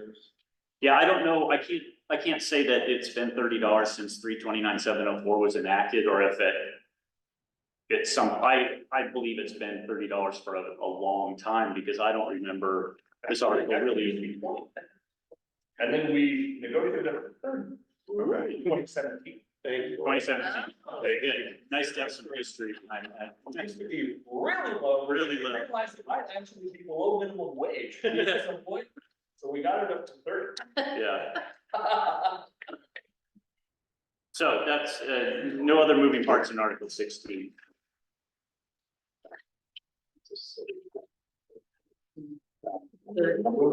Article 33 is the last, counter proposal that we have for you. And again, the site council, we anticipate ongoing conversations, and if that's something we want to make a priority, then we're willing to consider that. Miscellaneous provisions. So our concern, looking at the current maintenance of standards, we've also agreed to delete that, but have suggested alternate language that pretty much mirrors our bargaining obligation under the law. That's what we've tried to do there. Our concern with your proposed language is that it would lock us into non-contractual standards. That is, if we did better than the contract in some area, then it would in a sense make the contract almost a nullity, because the contract would be whatever practice is if it exceeded the contract. So when we come here to bargain, we bargain, standards that we know we have to live up to. And so it's challenging to think that things outside of the contract would become essentially contractual provisions. So for example, whatever, if it's prep time and the contract calls out a specific minimum amount of prep time, and in some building, they can provide more in a given year. The district would be locked into that, even though the contract set a lower amount, and we can't do that. Yeah, Mark. The clarifying question I would have is, you're scratching current language and replacing it with new language. Yeah. Do you see or intend any change in practice or meaning? Well, we contemplated just leaving current language. But even the current language was, to me, somewhat unclear as to what our obligation. We talked about give notice and the opportunity to review and discuss the formation or modification of any labor relations subject. I mean, in truth, our obligation is to notify and bargain on demand, not review and discuss. I'm not sure what that current language is really referring to there. So if you prefer the current contract language, I don't know that we're against it. I think we were trying to boil it down to reflect what our obligation is under the law. So, but again, for my clarity, do you intend a change in practice? No. No. So you intend that language and the swap language to be equivalent? We intend the impact of those two things to be the same. Thank you. But the practice is not. The practice, I mean, we currently have an obligation to notify and bargain on demands, and I think we would expect that to continue. Okay. That was the only thing that you guys opened, and we did not open 33, I don't believe. Brian, do you have any locals that have, maintenance and standards that are stronger than the requirements of the law? I'm not aware of any true maintenance of standards that would, as you've written it, but if you tell me there was one and you had an example, I mean, then I would believe you. But I'm not aware of any contracts I bargained for the reasons that I talked about, just because it would bind you to unknown levels, so. Other questions on that one? Or on any of these?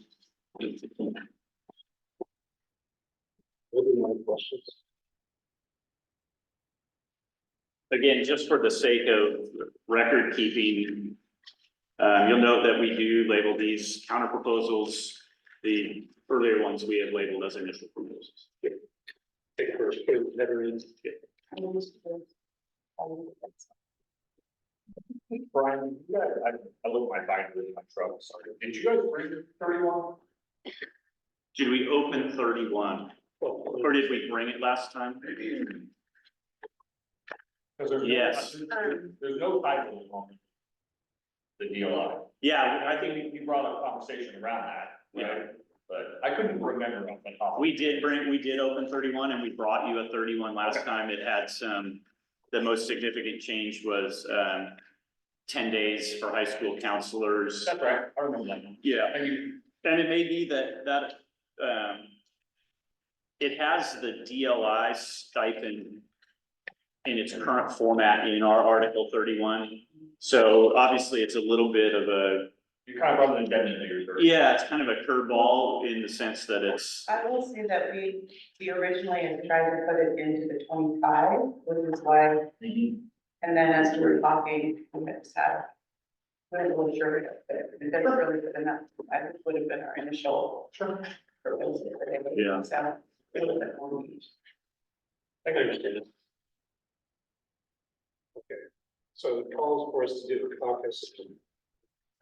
Break, I think break makes sense, but I don't know that we need to develop any questions. We could do a quick caucus.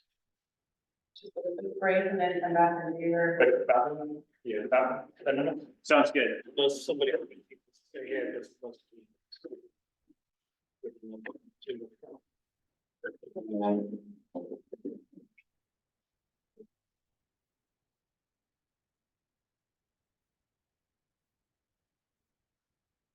My response.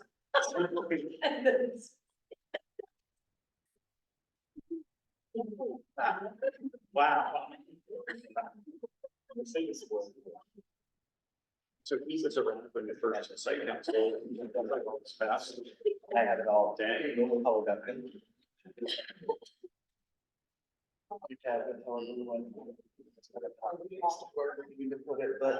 Tracy, we're not all.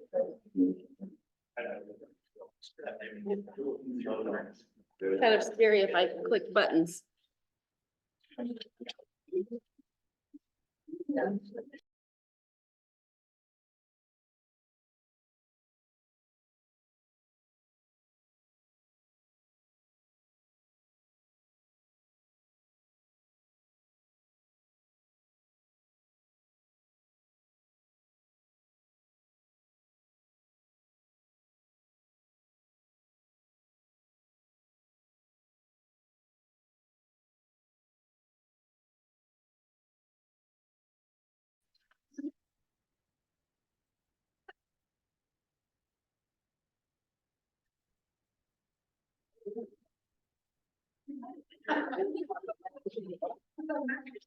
There another one?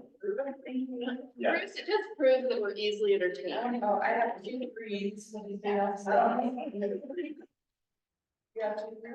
3723, is that it? Yeah. Oh. Here's the next My one. bad. Does everybody have? I don't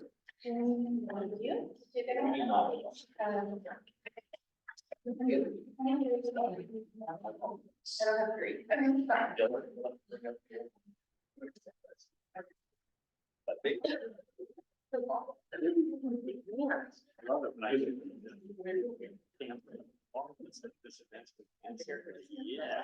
I don't. If you don't. You're gonna, well, you're gonna have.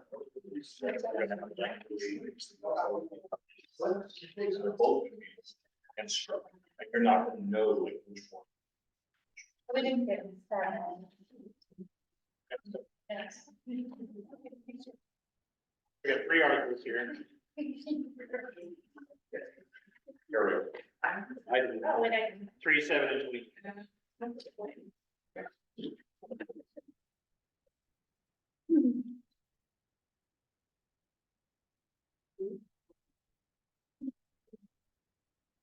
Maybe the plan of one stage. Nice. So are we doing? Yeah. And praise be excited. All right, you ready? Yep. Oh, wait. Alicia, we good? Yeah, you're recording. Terrific. Hopefully, nothing that I said is buried, got caught by the kid. I'm kidding. Article 3, so, responding to the changes of age. We're just trying to clarify the amount of time that would be available to the association at the building level. And so with the current meeting schedule, there's frequently, there's really no staff meeting within the month. So we're just clarifying the 10 minutes a month within the scheduled district meeting or professional development time would be the of that meeting. Any question about that? Concerns? You're using district directed to mean like admin, I mean, it's at the building level, so it's not like a district meeting, right? But you're using district and. When I say district directed, I mean building level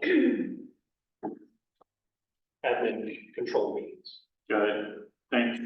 I'll get this sort of directed Wednesday that we have. Okay, Currently, they're called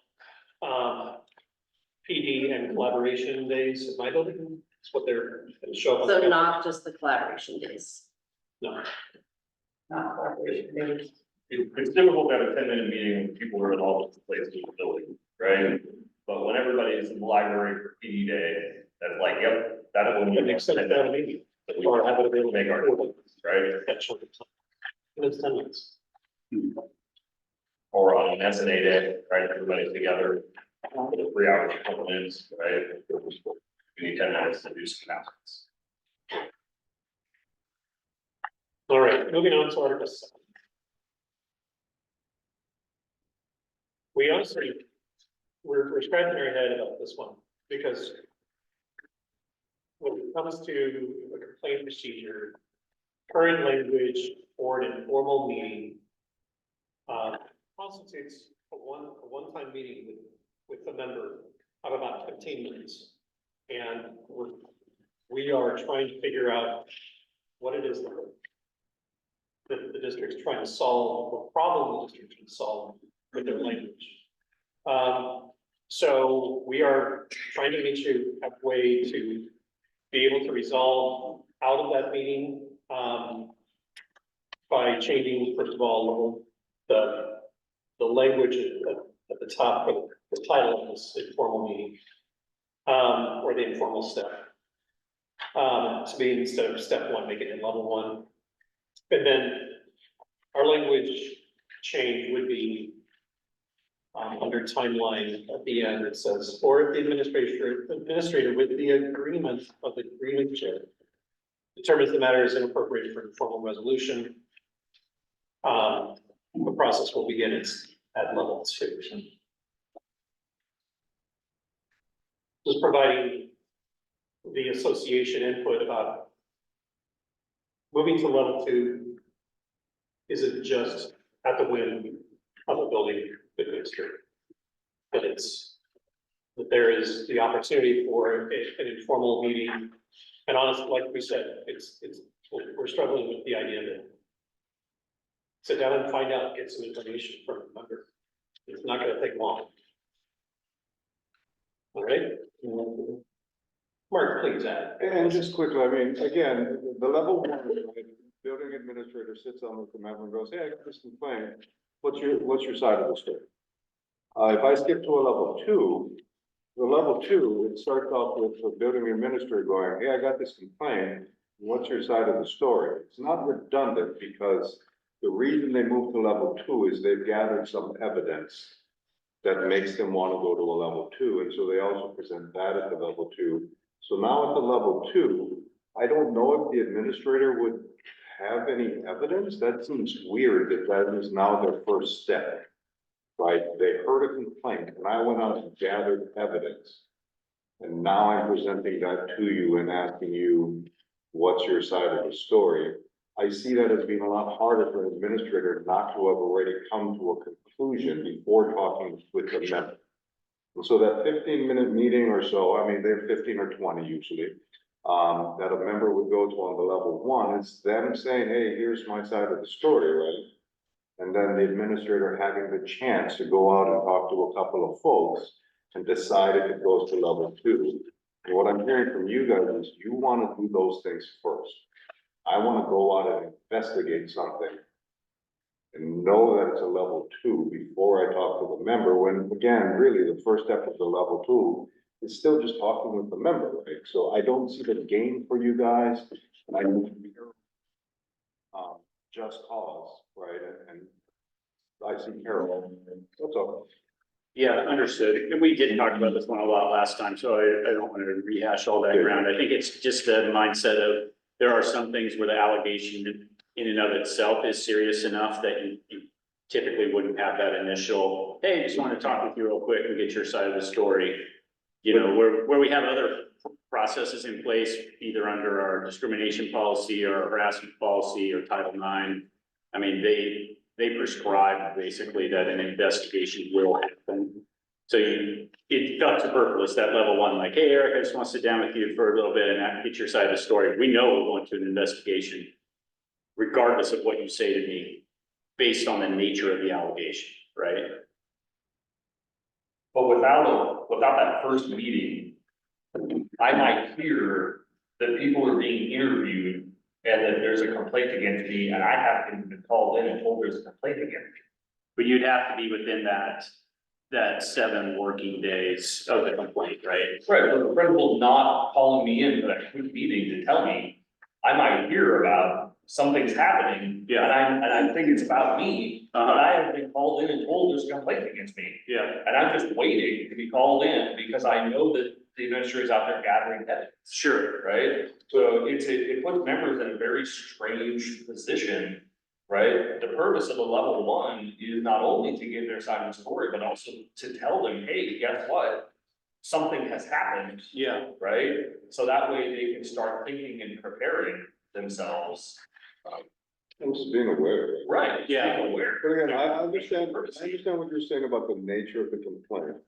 But we already have process for those complaints that are serious, right? I mean, and so things that are a violation of the law and everything, our contract is certainly not in the way in. And that's not gonna hinder that. But I hear what you're saying about the nature of the complaint, but then that every time an administrator hears something like a sexual harassment, I imagine is that level, a racial, comment is that level. Every time now they're gonna do a formal investigation without checking in with them first, and just go, hey, I heard this happen. That also seems, Yeah, I'm hearing almost a cross purpose of that level one. I hear you, Cyrus, you saying it's unnerving to hear that something's going on and I haven't even been aware of it. I understand that. I mean, this talks about if the complaint is not resolved through informal discussion, then we're gonna move to level two. And I guess all I'm saying is there are some types of complaints. Now, if you're being put on paid administrative leave, we automatically go to formal. Correct. But if somebody files a complaint under our harassment policy, we're bound to investigate that. I mean, I can't imagine a scenario where I'd advise the district not to perform an investigation. If we get a formal complaint filing through our policy, we're probably going to investigate that, even though the person may not go on paid administrative. That makes the level one feel a little bit superfluous is all. and we, like you said, have had lots of discussion on this, but I don't see any complaint that doesn't have investigation. Right, I mean, if you're in the informal, you check in with the member, but then you're gonna go and talk to some people to verify what happened, almost always, I would say.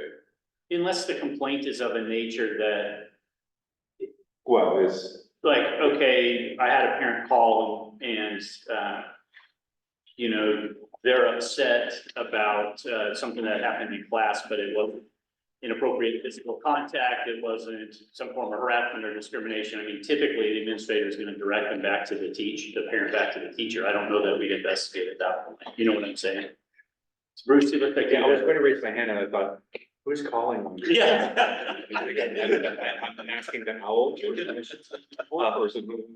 I think another value of the informal stage is I see that as the administrator having discretion to make a judgment call, whether maybe in an informal, they get information or context where they could go back and say, okay, this doesn't warrant further consideration. So we're going to disengage from the complaint process. Like a maximum situation would be if a parent is emailing verbatim complaints about every single educator in the school, for instance, all of them just on their face are baseless. At what point could an administrator say this? Maybe look into it informally, dismiss the whole thing as just not substantial, whatever, without escalating to a level two. And it seems as though level one is more to really resolve at the lowest possible level. it's an attempt, sure. Right, so if it's something that's escalated, something physical with a child, I, as a principal, start crossing that line. If I pull that teacher and reveal something else there to try to informally have a conversation about you. I was not you, but you know, getting physical with a child, they need representation there. As I kind of have evidence or know from that this is likely going to lead to something pretty big, that level one doesn't really make sense so much. We're not going to solve this just because of talking. So how is there fluidity between the two? And it might be kind of what you're saying, Bruce, is just kind of gives that principal the ability to still investigate. You know, there's a whole spectrum of what an investigation is. I go around and just ask questions to kind of get more clarification. It's technically an investigation to the higher level, more formal timeline kind of investigation. So there's ways you can put language that, and I haven't spoken to Charles and Maybe can't less. look at, but just to kind of give that flexibility, so we're not giving that member and impeding something that might come later on with a more formal justification. I don't wanna, screw anything up by mentioning something to someone who might get down. A scenario that's less abstract, but still really kooky. Fortunately, it was put in the realm of possibility. It's a, the parent complains about several teachers alleging they're teaching this book that they heard about on the radio. They've made an allegation about these particular people supposed to be having this book that they would be proper, being available to their students or available in their library or something, where a complaint is made for a specific staff person or staff people, but it doesn't, if that's just the complaint and it's an approved book for, that book isn't in the classroom or isn't in the library at all, that would be a matter that just very informal could be resolved. Person could follow up, the administrator can follow up to the complaint received, citation of policy confirming the book was there or not there, or this was in bounds or out of bounds. That would be kind of a service thing handled in the. That example would actually fit into a different policy, because there is an instructional materials like that, I think That's still- specifically has its own thing, but it still is at a pretty informal level, it can't be. Yeah. But it is a different. I would just like to add, I think my interest, speak for myself, would be to solve things at the lowest level always. Like that would be great, if everything got solved at this lowest level. It's not an interest to be able to jump as the go-to. Just want clarity that you don't have to do one or the other. Sometimes it doesn't make sense to do it in steps. So I think, and I think even as we're talking here, using the word level. For the members, Brian, it's really informative to be able to have a step one process, right? When we're communicating with members and we're explaining the complaint procedure to members, the chances of an educator having a complaint filed against them at some point in their career is extremely high, right? It happens to all of us at some point. It's happened to me, right? And to know that step one is just, you're gonna go down there and your principal is going to tell you about like the situation and ask your opinion, like, so what happened fourth period, Cyrus, right? Before that they have made any judgment, right? Before they have started pulling in students and doing interviews and trying to assess what happened, what didn't happen, right? To try and validate or invalidate the complaint. And when we explain to our members, we say, most complaints get resolved in this first level. It's only if the administrator feels like there has to be some action taken. Like, yeah, you know what, Cyrus, you were totally in the wrong. You need a directive around what to do and what not to do, right? Or there's gonna be some sort of, you know what, you totally messed this up. I'm gonna be incurring a 1 on this standard for your evaluation, right? I mean, the two areas there where people are gonna get in trouble, right? And knowing that there's gonna be that first layer where you're not just gonna walk into a meeting and your principal's gonna say, hey, I heard this happened and I've already interviewed 7 students, so go ahead and tell me your side, but I've pretty much already made up my mind. And I've already got the directive written, it's right here, so we're starting this process at level 2, totally, here you go. And the member feels like they just basically walked through, you know, like a minefield. And they did not feel like they were represented well, they did not feel like they got a fair process, so on and so forth. No one wants to put extra work onto administrators and have unnecessary meetings, right? But in terms of people's mental health and their well-being, knowing that anyone from anywhere can log into GBSD and file a complaint from anywhere in the world, 24/7, whether they're true or not true, it's just, it's very, very disconcerting for for a lot of members. And when you get that message from your administrator that says, hey, there's been a complaint, I need you to come down after school today, it's like a guttural, like, ooh, right, what did I do? Right? And most of the time, it's a clarification of, so this is what we heard. Tell us what happened, right? Most of the time, it's not, yeah, there's a police report or, you know, like something major, right? Most of these complaints are small things, they're coming from community members, it's perception based, right? Or they've heard through the grapevine and a friend of a friend of a friend filed a complaint on somebody else's behalf, right? So as Mark said, yeah, almost all complaints are investigated in some way, shape or form. The difference is that members know that this is happening before that detailed investigation takes place. And they know that there's gonna be an initial step before there is any sort of discipline that is handed out. With exception of, and we tell members this, right? If you're put on administrative leave, that means it's something serious. And there's gonna be an investigation and we're gonna make sure you get representation and everybody understands that. Like that's clear, right? So I think not having a step one or having administrators be able to skip step one without having an association representative agree to that, which is what we brought, would make it very, very murky for members to understand the complaint process. I definitely agree with you that, I mean, the numbers of complaints we get are significantly higher now than they've ever been. We also have policies that have their own procedure for processing complaints. So for us, it's tracking the contract procedure, the policy procedure. We have people who are extremely elevated and escalated who are pursuing complaints. So at the same time, we're getting kind of hammered from that side too. So it's trying to manage all of that. That's our goal. So. But part of what I hear you saying is that level one from your perception or your stance, or however you want to say it, is mostly about notice and process awareness than it is.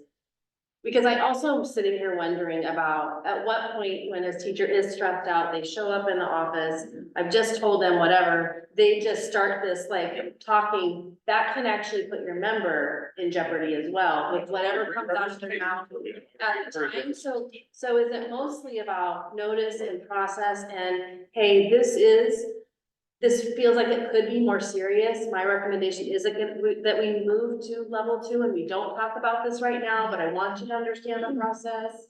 Like, is that? Again, for me, I mean, I'm a middle school guy, right? And so most of the middle school complaints I've seen come from kids, right? And so just imagine being the teacher in a class, and your kids are being called out from your class to go interview with the principal about something that you don't know about, and every single middle schooler in your building knows about because they're talking to each other about it, right? And you don't know.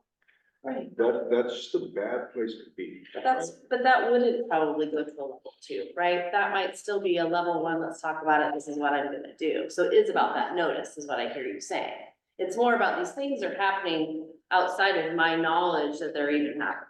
So again, I mean, for us, my understanding of the level 1 again, right? Like if I'm getting a notice that there was a complaint and I get the opportunity to talk to my principal or my vice principal about what my perception of that event was, right? And so that's all a level 1 is.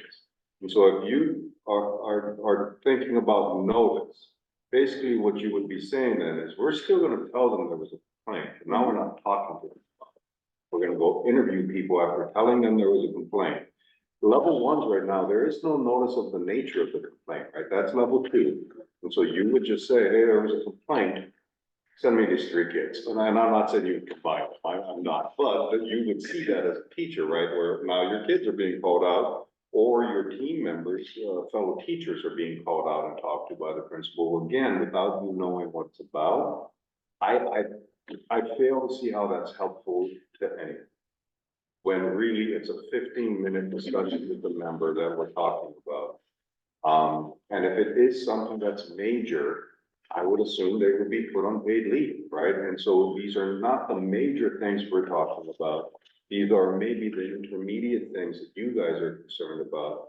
And I understand that, and, you know, and we put in there that with the approval of the grievance chair, whoever that may be, and we don't mean that to be a roadblock, right?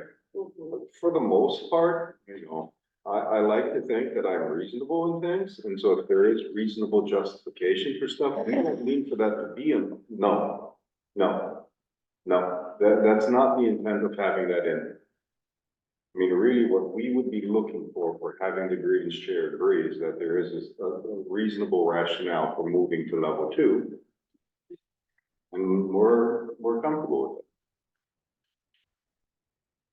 it. Okay, Thanks. I don't want to do like this, but I'm not, I'm doing two things, and as I continue to read what an informal is, it seems like not trying to work together to solve a problem. But I'm hearing more of notification language too, like you, and I'm not arguing this, I just want to make sure I'm clear when we come back that we're kind of addressing all these things. I mean, the language for complaint is any negative remark or criticism, right? So if you're a principal Right. and I walk up to you and I go, I don't like Cyrus's shoes. In theory, that is I'm a gonna complaint that investigate you would then do a process on, right? I mean, and so the level of those informal complaints go from the mundane and meaningless up to something that could be substantial. That's right. Right, and so they're, and again, it's, I'm gonna go check in with them.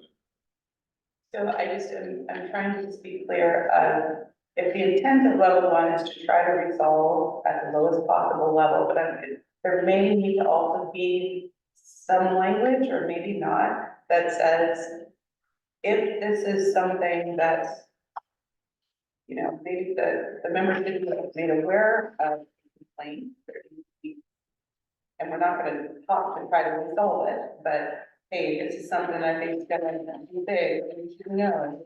When 7 kids are pulled out of your room, there's something going on, I'm trying to figure out. There's nothing right now in level 1 that spells that out for me. So I don't know if that is. I think that's always been the intent of level 1, is to make sure that members understand that there has been a complaint filed against them and the administrator believes that they need to look into it, right? So it's kind of creating a starting point.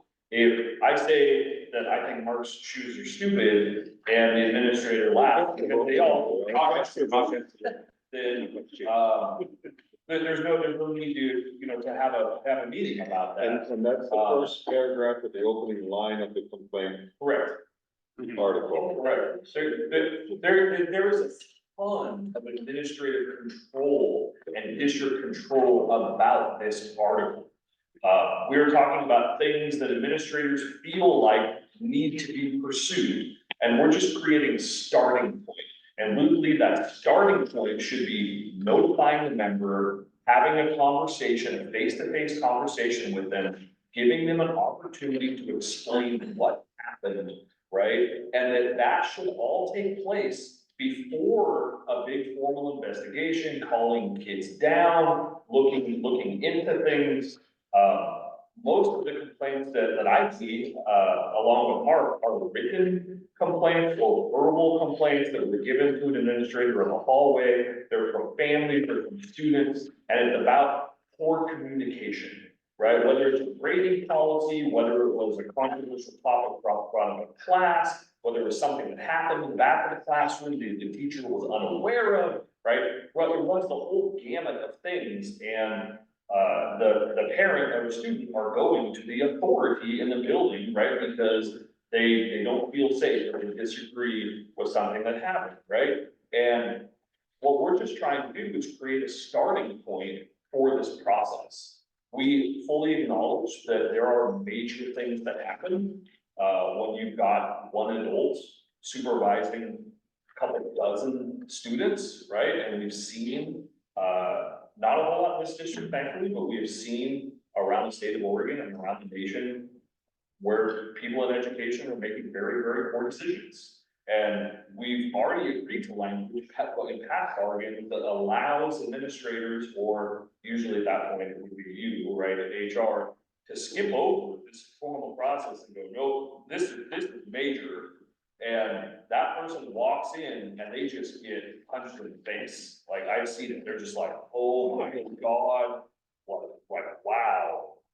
Right, and because the complaint was of such a nature, right, like the physical contact or whatever it is. And now that member just is not afforded this step one, level one process. And I can bear witness, when people don't get that level one process, they are just like stunned, like they cry, they cannot believe anything like this has happened to them, whether the complaint is valid or not, right? It's a totally different reaction from them.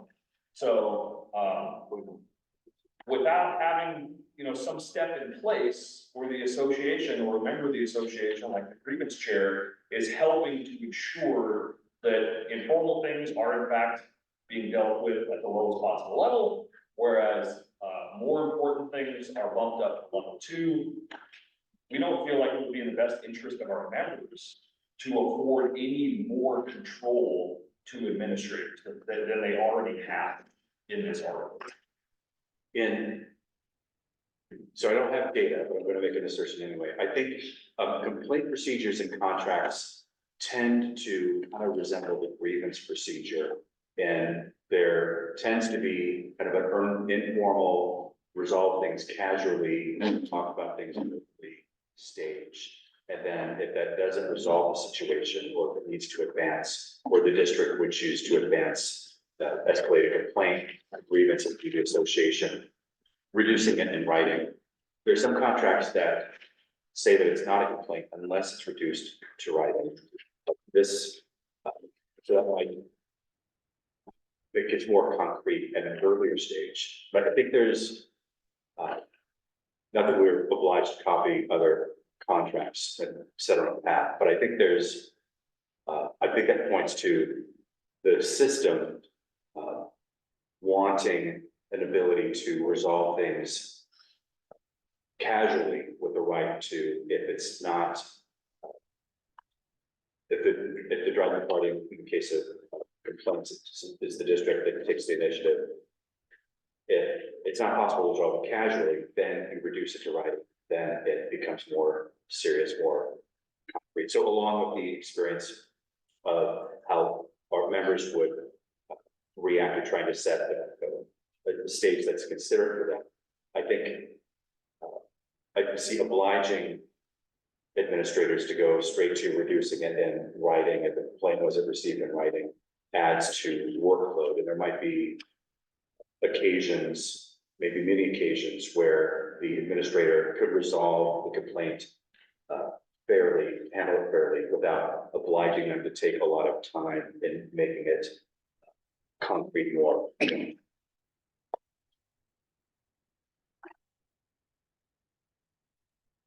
Yeah, I think I understand the concerns. We are talking about a narrow band of complaints admittedly, because the most serious ones are paid administrative leave. The least serious ones, we have no qualms about those starting at the informal level. So we are talking about a fairly narrow band. So thank you for the conversation. All right. Article 23. So we had a mixture of language problems. Mixing it back in our own language for the work here article. We're continuing with the language that we introduced in our initial proposal. That the member may be assigned up to 3 days of work beyond the established 192, 193 school days. And that's what I wanted to do. We did not intend to include the piece, this actually came up this week, for some additional work for members in this coming summer. It's our intent to hold on to the language So we did not mean to include the by March 13th language On the bottom of on 23. the bottom of 23A. But we are looking at, three days of additional work being able to be assigned. Extra days will be attached to the week of the immediate beginning of the 192 day.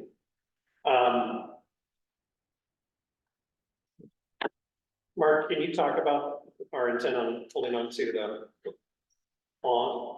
to all affected members on March 15th? So I was on that bargain when we did that, Cyrus, you were, I can't remember the year, but the intent of that is, right, the preceding sentence. And so the preceding sentence says that members who have a conflict, when they are notified, that they will be worked with in order to find a way to accommodate what they've already got scheduled. Our concern with the by March 15th is, telling us, okay, and I'm me, so I apologize, 5 years from now, you're gonna work 2 days in the summer, which then prohibits me from making any plans, right? And so we're trying to preserve the sanctity of those summer days and not make members wait until be able to make plans. So if they have plans established already, then that's great. And they still are responsible for that things, but now they get an opportunity to work with their administrator to find a way to get it. If we go with the by March 15th, that means at any time during the school year, like science is adopting curriculum, and we're gonna adopt the year after next. So we're telling you now that next summer, we're gonna hold some days. That's what we're looking to avoid. Sometimes too much notice is a bad thing. Correct. Yeah, right. I might ask you to not respond to this now, but is there some window that is logical, that's not a specific date certain, but is not too soon? You know what I mean? So I may ask if you can imagine that, where it's like, notice is given between such and such and March 15th. Just, it seems odd that it's like on this date, send this out. So I hear what you're saying. You don't want notice when it's a year in advance. So. Can you help me understand the intent of an earlier notification? How is that helpful to the district so that we can work with them? Honestly, it feels like a little bit of an I gotcha. Like if it doesn't happen on the 15th, then it's just like gotcha because of whatever else happened, right? So you and I had a little email back and forth that I sent out notice Monday and I have it auto scheduled to send again on Friday to cover my bases. So I'm paying attention to that level of detail right now. And it's kind of a pain, honestly, to be like, on that day, I have to do something specific. So even if it was March 1st through the 15th, or, the first 2 weeks of March, because I don't ever intend to do that 5 years from now, this is what we're gonna do, because honestly, I wouldn't know if I could pay you 5 years from now. But in terms of the spirit of what you're saying, I understand that. But I also when it's like, on this day, this has to happen. There's lots of things that happen. If there was a school emergency that day, if there was a whatever, Tracy might not be able to hit send. So now you're getting it twice. Yeah, so, yeah, that's all it is. So that's why I asked maybe, and we can come back, obviously, we can come back with a counter proposal, but I just have you maybe thinking along those lines. And it does say of the preceding school year. So that protects you some from the 5 years from now conversation, right? Yes. By March 15th of the preceding school year. Okay, understand that one. Give an idea of when you normally would know, like, hey, we want to schedule people during the summer. I mean, clearly March isn't a good month, but Well, do you know before? Have you so- known this for a while? we have ESSER money now, and that's how we pay for it, right? And so we feel like the responsible thing to do, or the best that we can do to support teachers and be ready for the school year, is if we can pull that off and we have curriculum adoptions, that's what it's been tied to, then we're setting everybody up for more success to get the school year started. Whether we'll be able to continue that a year from now, I have no idea. But it has been tied to that, or last year, I think we called back K-12 counselors because we struggled to get all of our counselors together at one time for some of that collaboration work that needs to happen. That's not the case for this coming summer. Okay. So it tends to be, I mean, we have an idea that we'd like to try that, right? To do that, but it's gonna be budget dependent. Makes sense. Yeah, I think we landed on March, because there's a lot of notifications that happen in March. That's what things are formalized and budgets are not. Right, so like if I'm on leave, like am I coming back next year, right, that has a March deadline, the board, you have transfers, the board is usually making decisions about which teachers are gonna be renewed. Yeah, it's a non-extension, non-renewal. Like March was kind of a big notification month, that makes because I sense. think we originally wanted it to happen in April, like we wanted people to be notified a little bit closer to summer, and the district said, well, actually, we'd like to do it in February, so then we landed in March, and I believe we literally picked the 15th, because it's the middle of the month. Yeah, So- that was the compromise on those Yep. things. Got it. Yeah. I think it's a good amount of time. I mean, I did receive an email that was like, hey, I already have some plans. I'm like, understood, figure it out for principal, you know? So, you know, I think people do need to know, people are making plans now for summer, so, We're trying to. yeah. Those are on, those who are on, Yeah. not putting myself in that. Oh, Not Eric. Plans for some of these lots. So, continuing on to the next paragraph, picking up your language, Juneteenth falls within the member contract year. Your original language, your original, proposal was that it will be a non-contract day. We just added some additional parameters, including additional required days. It'll be and just to clarify, you know, that it's unpaid, non-contract day. Yeah, I understand that. I think that's helpful. Continuing with our language, the parties will meet prior to drafting a proposed calendar to decide if the state considers stay will be a non-contract. Can you say a little bit more about that? We didn't get into it too much when you presented. What's your interest there, or what are you guys trying to get at? Well, if there's a need to expand the number of days of instructional time, and there's an interest that the two sides would be able to negotiate that out. So that it could be a scheduled day of the students. Gotcha. I mean, Under certain circumstances, it might make sense to not have it be a non-contract day. am I missing anything? we're talking about conferences, and like will conferences stay, right at Thanksgiving, did they move? If the conferences did move, then what would happen in that week of Thanksgiving? Would we want to just give kids the week off, right?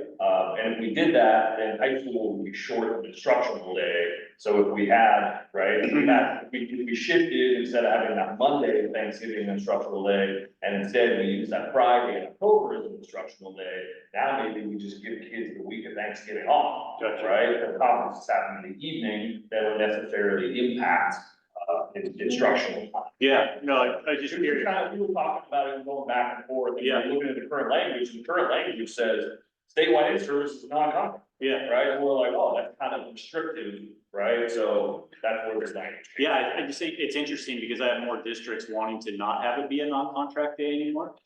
So this is the first time at the table I've gotten some kind of little feeler that, well, maybe we wouldn't want it to be a non-contract day either. We had that discussion about those odd years and the winter break. As, Yeah. Around Tuesday or Wednesday or something, if we could negotiate that. Yeah. That year. Christmas is Tuesday, the first is Tuesday. Yeah. I do believe we have a scenario in the next several years, I can't see it right there in front of me, where actually Juneteenth falls in the work calendar, where that might work toward the advantage rather than having people return on a Monday sort of scenario. So that's the kind of Exactly, figure it out together. absolutely. Okay, thank you, that helps. It's a creative.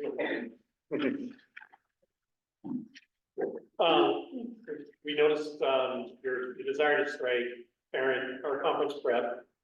The summary of work here, it's already zero, but then the little language at the end, with the asterisks, these days are based on, setting the conference schedule, which include fall and spring conferences. We're continuing with that strike. But I'm gonna go ahead and jump to the end. And talk about this, an additional piece of language we added. The original intent of that piece was that when it comes to preparing for conferences, this is especially true for elementary, the amount of time to prepare for it is significant. And, or the needed time to prepare for is significant. And, folks need, if they're going to have conferences, they need the time to prepare. So aside from having a grading day, so if there's no grading day that's aligned with it, with those conferences, or progress reports or standards release days, that there would be additional conference prep time provided if the district wishes to install or have conference prior or outside of a regular grading time period. That's all the conference prep days got zeroed out on the 7th of May because we moved elementary conferences from October up and aligned them up with the grading period that happened in November. Yeah. So then we agreed, people don't need grading prep time and conference prep time. Their grading prep time is their conference prep time, right? And they're getting ready for that one singular event, aka doing grades and having pair of conferences. So the idea is that conferences move away from the grading time, which is essentially what that little asterisk that nobody remembers why we're referencing the 07 and 08 schedule, right? But that is what that reference means, that people get their conference time back, right? Because you can't run elementary conferences if people haven't prepared for conferences. I understand that. No, thank you. Yep. Current contract under B, we're gonna flip back a page, proposed calendar. So it currently says changes to the school calendar after initial adoption shall be submitted to the council for review prior to adoption by the school board. Just like to have some sort of time in order to be able to process it. Asking for 10 days prior to the adoption by the school board. So that would take some preparation on the part of the district, the school calendar, just 10 days prior to its adoption. The council gets notice. And this has happened before, that the email goes to the president, right, on the agenda for the upcoming review happen. But we've also had instances where the president literally got handed the calendar at the board meeting, right? So there was no advance notice. They gave the association time to kind of check things, look things over, and possibly initiate a conversation with the district about why the calendar is before the board, right? At the same time, simultaneously. Gotcha. Okay, I don't have any questions on that. Anybody on our team? Questions? We're holding on to language in the implement weather emergency closures. I know that the district had questions, your team had questions about our language. Days missed will be required to be met only if they are needed to meet state minimum instructional hours for all grade levels. Our real intent is to really be creative about finding ways to make up time that are really useful. Tacking time on the end of school year is really not useful to parents, to students, to teachers. The attendance rate is abysmal for the days that when we added time on the end of the school year. So what we want to do is to sit down and work out those dates, just like the creative use of the October in-service day in order to resolve problems. Yeah. Make it clean. And make it useful. Is there a differentiation then that we should know about in our heads that is days different from time? Like I hear you talking about, you don't necessarily want days to be added to the year. I read this and I see we're gonna lose instructional time because if we don't fall below the minimum, we're gonna lose whatever instructional time we had that was above the minimum. Right? And so those are two different concepts. One is, we don't think days added to the end of the year is a great way to make up time. The other concept is, we don't think we should have to make up any time that we don't lawfully have to make up. So I'm just trying to determine whether days and time is synonymous in your proposal. No.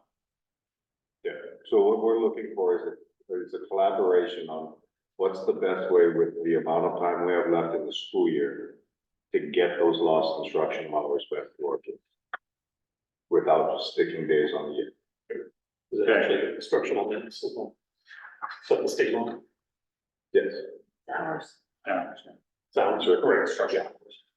Can we what's coming? Okay, that helps our deliberation now.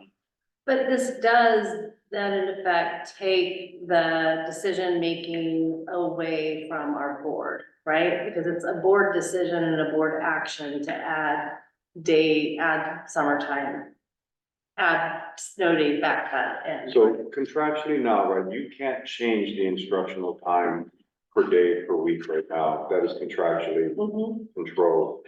The adding the days back in the summer is something that you can do. And what we would be looking for is essentially the board would say, we need to get this time back. And then we would work together to figure out where to put it. I mean, the board usually doesn't take action on a recommendation from the district. So what this would require is the association and the district get together and figure out what we think is, it would be best for our students, right? And for our classes, and then that's the recommendation. Those look for to potentially take action if it was needed, right? I will say, the more I'm involved with corrective actions with ODE, they can be quite directive in how that looks. And so that would be a concern that I might have with that. Maybe we might. Great language. Yeah. We're holding on to, our proposed change, of D, which is that the staff who stay beyond the regular workday would be compensated minute per minute at their hourly rate. In the case of an emergency closure, for those who are asked to or required to remain on duty supervising students. Is it your thinking that that wouldn't happen if this sentence wasn't there? It's a concern. Really? I mean, I think we discussed last time, past practice, we think has been, we pay them. However, it's not in there. uh-huh, I don't know if any of the board people have. it. Correct. right. That's the question. Yeah, that was good. So we're not looking for change of practice. Right, there's no change in practice, it's not additional, Not adding. this isn't again. It would help with the administrator autonomy to having this in their contract, but let them know that this is a resource they could invoke without having to check it with the district or wait for some approval, right? Okay.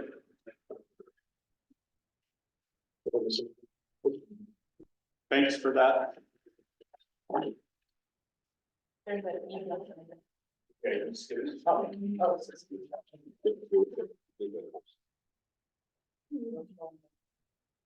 Can I ask a quick question about that D? Please allow administrators to and be able to direct the staff members if they. So, So there's an emergency. I would be shocked if people are saying you must stay until your kids are gone, but. They usually open it up. No, they would be looking for volunteers. You would Right. not select teachers randomly. You would look for volunteers. Now, if you don't get enough, Yeah, you don't get it. You gotta do something. then you, Saying, hey, everybody's sticking around until all kids are. It's more like at This the allows last, that. yeah, I don't know, someone's on duty, right, someone's on duty and that person, or there's maybe 5 on duty, right, and then. Those numbers go down, the remaining students, then people, I never want to go home. couple people might stick around and then just get to it. The administrator gets to determine it. Right. It's usually, I mean, it's usually relevant to how many. It would not be our intent to waive as we drive away from us, the administrators involved with them and all the kids. That's not what we're looking. When was the last, bus that rolled out of, middle school and elementary on the high school It's clear? gotta be Damascus, right? On the Damascus, yeah. snowstorm when it come and they released us early that a couple years ago, and then it hit and it was the elementary and middle, and I had friends that were teaching down at those levels, and it was what, like 5:30 before the last buses were clearing out. Well, usually it Students. doesn't happen necessarily like at the end of the day, so Yeah, we're yeah. not relying on the people that are Yeah, yeah. generally on duty. And what has been very nice is I haven't, we think about who has to drive the furthest and all of that, and it's That's been not really great zero. that people, I can say. Yep. Yep.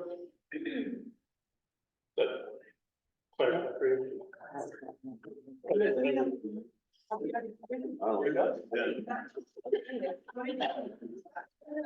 wasn't joking. All right. Do you think your site's gonna have questions, since there were lots of questions already? I guess you can. I don't think I had any more questions. I think we got those. Break out. Or you. All of them.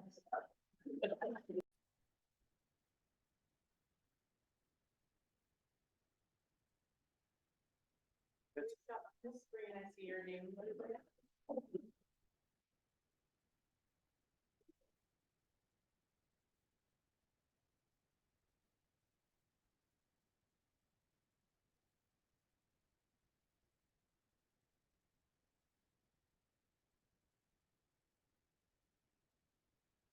Are we gonna try the other microphone this time, or You like, I mean, we can't? talk really loud, I moved it really close. Sounds like these, the ones that were closer were able to be heard the side of the corner, so we'll try to talk louder from this side. Right, we got that? Yep. Okay. So in regard to unpaid leaves, with,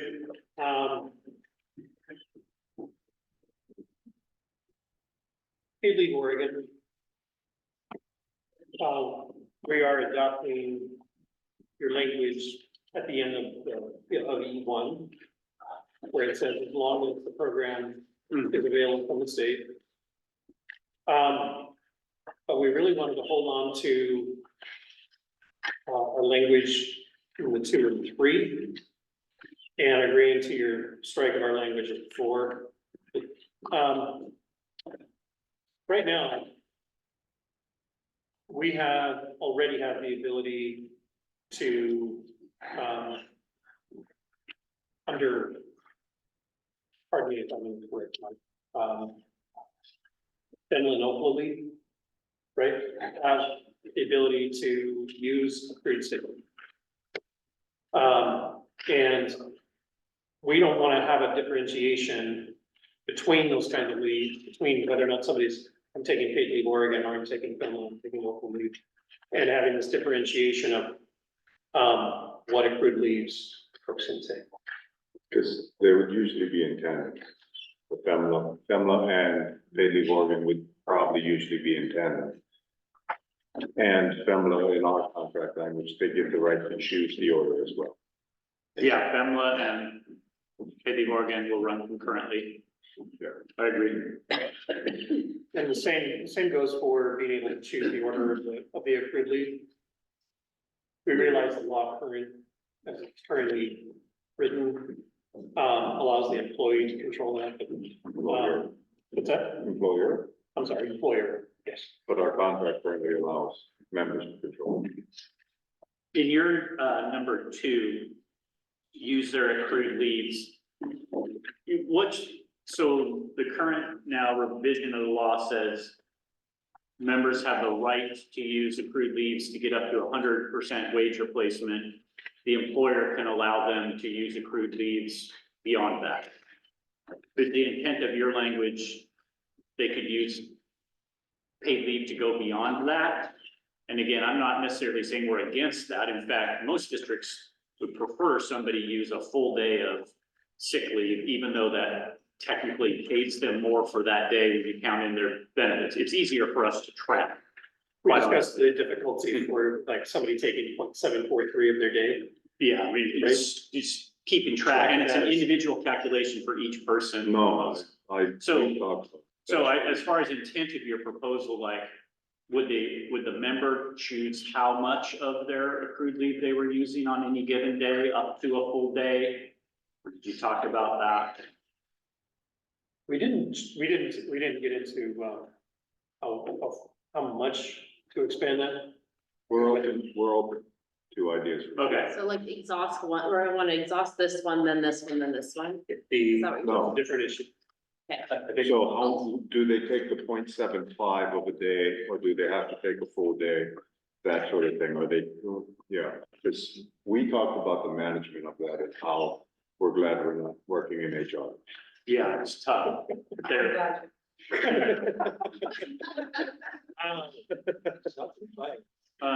okay, well, that means, I think, something for us to to try and get some clarification on, probably.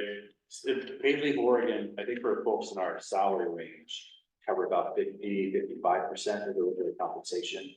To try to figure out, at a minimum, how to top out, how to reach full compensation is one consideration, then if they want to go over. I don't know, I mean, this is new territory for everybody. Yeah, everybody could top off with a half day. So one possibility is use a half day or a full day for each day. That's easy for us to track. I mean, we would have difficulty if it caused them. Now, I mean, so if that pushed them over 100, you're saying the district right now is comfortable. I'm saying that it's easier for us to operationalize if people are using standard chunks of a sick leave day than Full days. 0.47 for each day, and now we gotta keep track of that and like, Full days or half days. Trying to think about how this would play out, but wouldn't they just go into their, however they would mark their absence?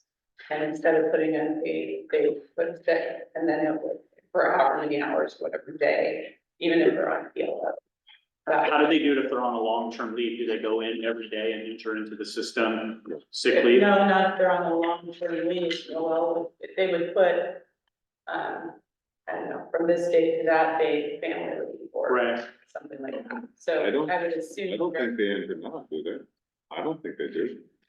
On a long-term leave, they have a secretary that is that for them. No. Not HR, but I think their head secretaries do. I think it could be building dependent.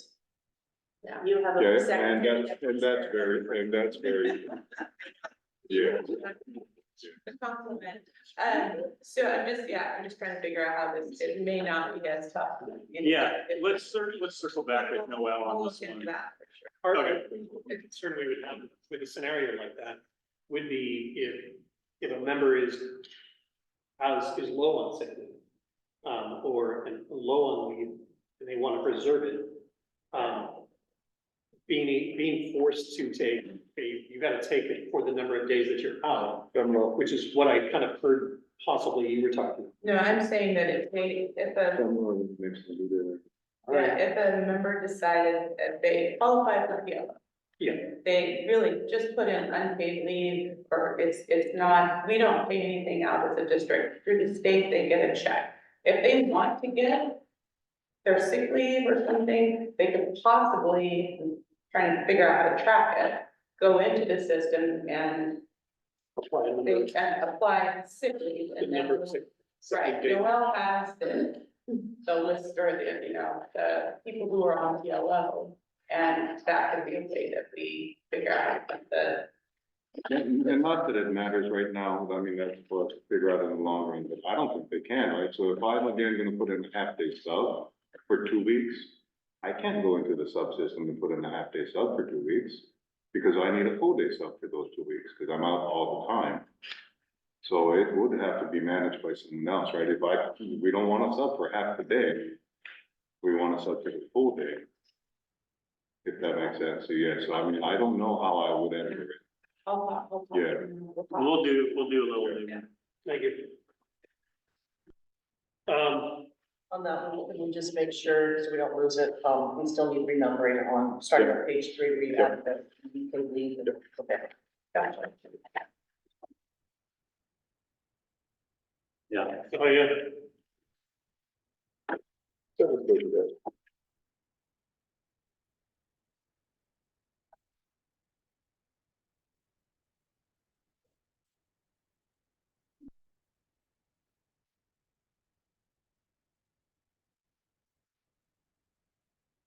Okay, so what it's essentially gonna be, earning age under short-term leave. Previously, we introduced language that we got removed in regards to the long-term subs. We're still trying to tackle the problem of having someone be in charge of doing the grading, doing the lesson planning, for those folks that are on it. We're still trying to solve that problem.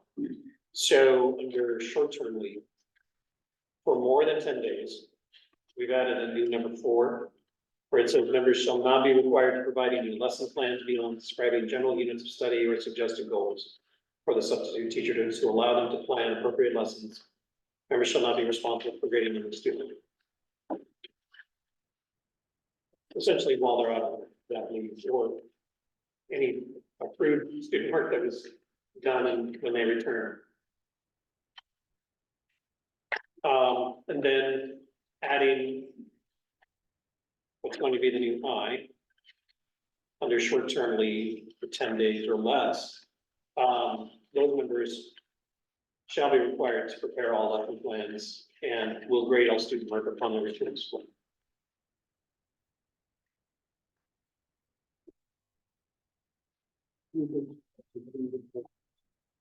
Yeah. But Mark reminded me, don't see this really ever changing for this, That's what I was gonna ask, if this is what you think is happening. or should be happening. So folks are clear.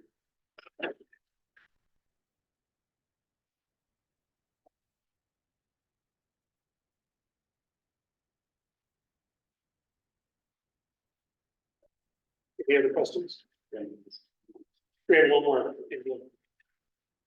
We got one. Oh, that's okay. What's that? Miscellaneous provisions, we have 30. Oh.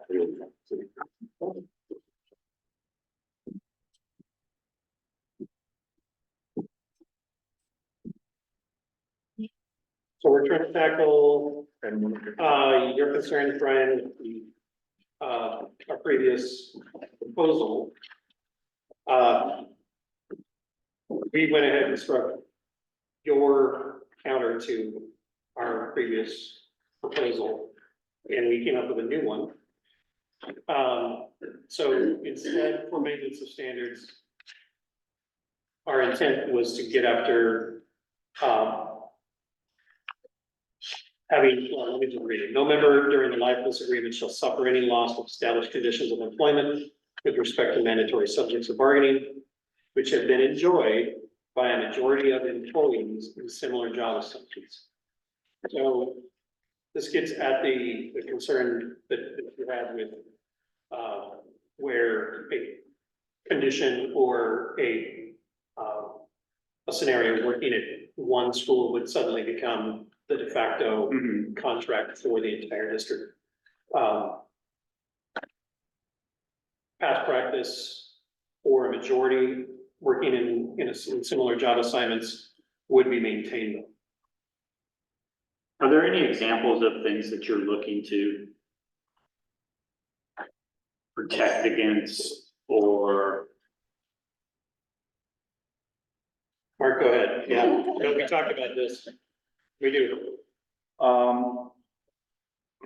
Historically, and Angela and I have had this conversation, right? A lot of our contract is not written in our contract. Mhm. It's understandings between the two parties about what language means and intent and everything else. A great example of this, I think, would be, again, the implementation by the district of the advisory period.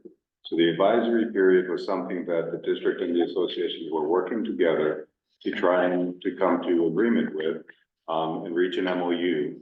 And the district decided that they did not need to work with us and stopped working with us, and instead implemented the advisory program. We support the advisory program, but this resulted in a loss of prep time and an increased workload for us. And as you know, we took it to arbitration, and essentially most of the arbitration we were ruled against, because we did not have strong enough maintenance of standards language in our contract. And so that's a great example of something that we are looking to protect against. Great, thank you for that. Yep.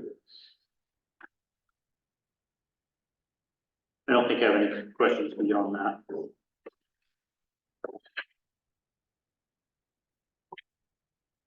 So that concludes our comments. You want some help with that?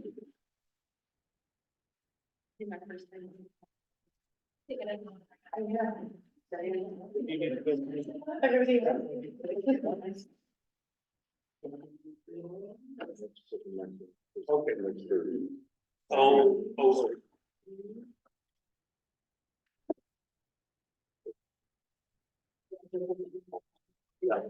She's like. Well, now it's like, these new ones are fair. I know.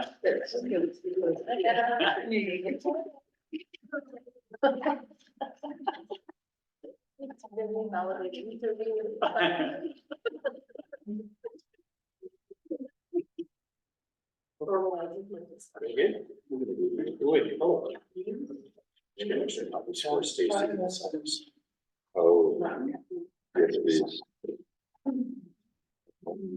Thank you. Thank you. You should start here. Yeah, it's a minor. Yeah, good idea. We can adopt their. Uh-huh.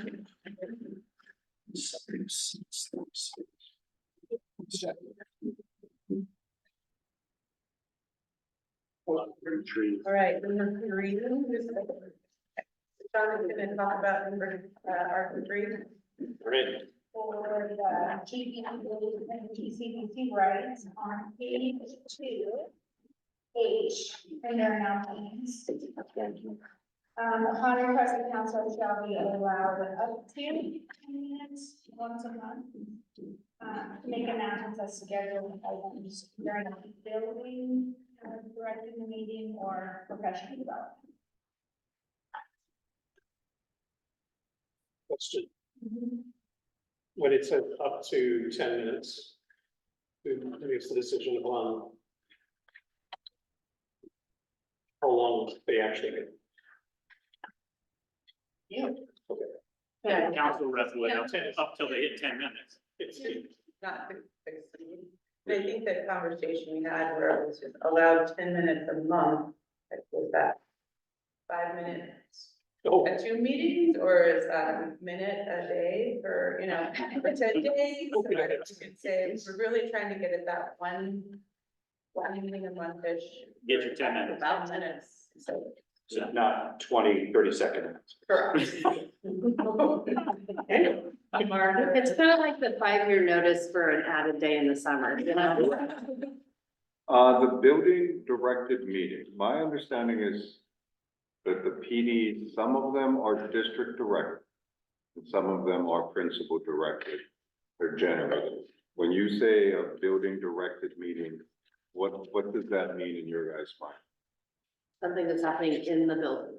So And directed regardless- by the building administrator. So this is not excluding some buildings, some Wednesdays in the buildings. These are pretty much all the Wednesdays. Thank you.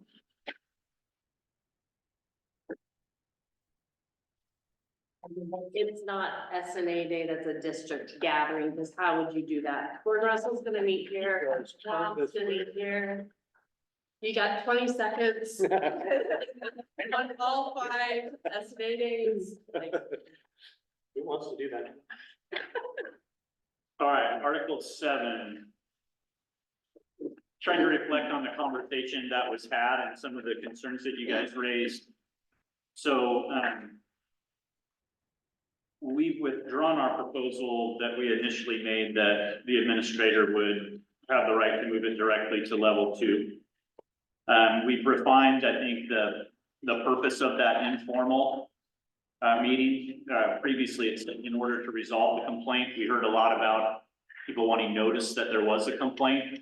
And so it may be that that's primarily what that meeting is for. To, it may be to let you know that there was a complaint made, or it may be to try and resolve it.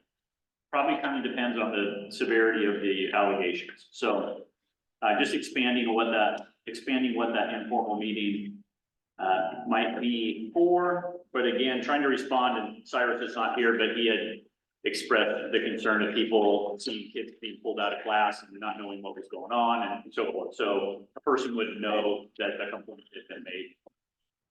With that, we didn't feel like we appreciated your shot at that language to allow the skipping of level 1, but we felt like with that clarification of what the informal meeting could be about, we didn't need that inclusion, so we just struck it. The rest is just changing the word step to level.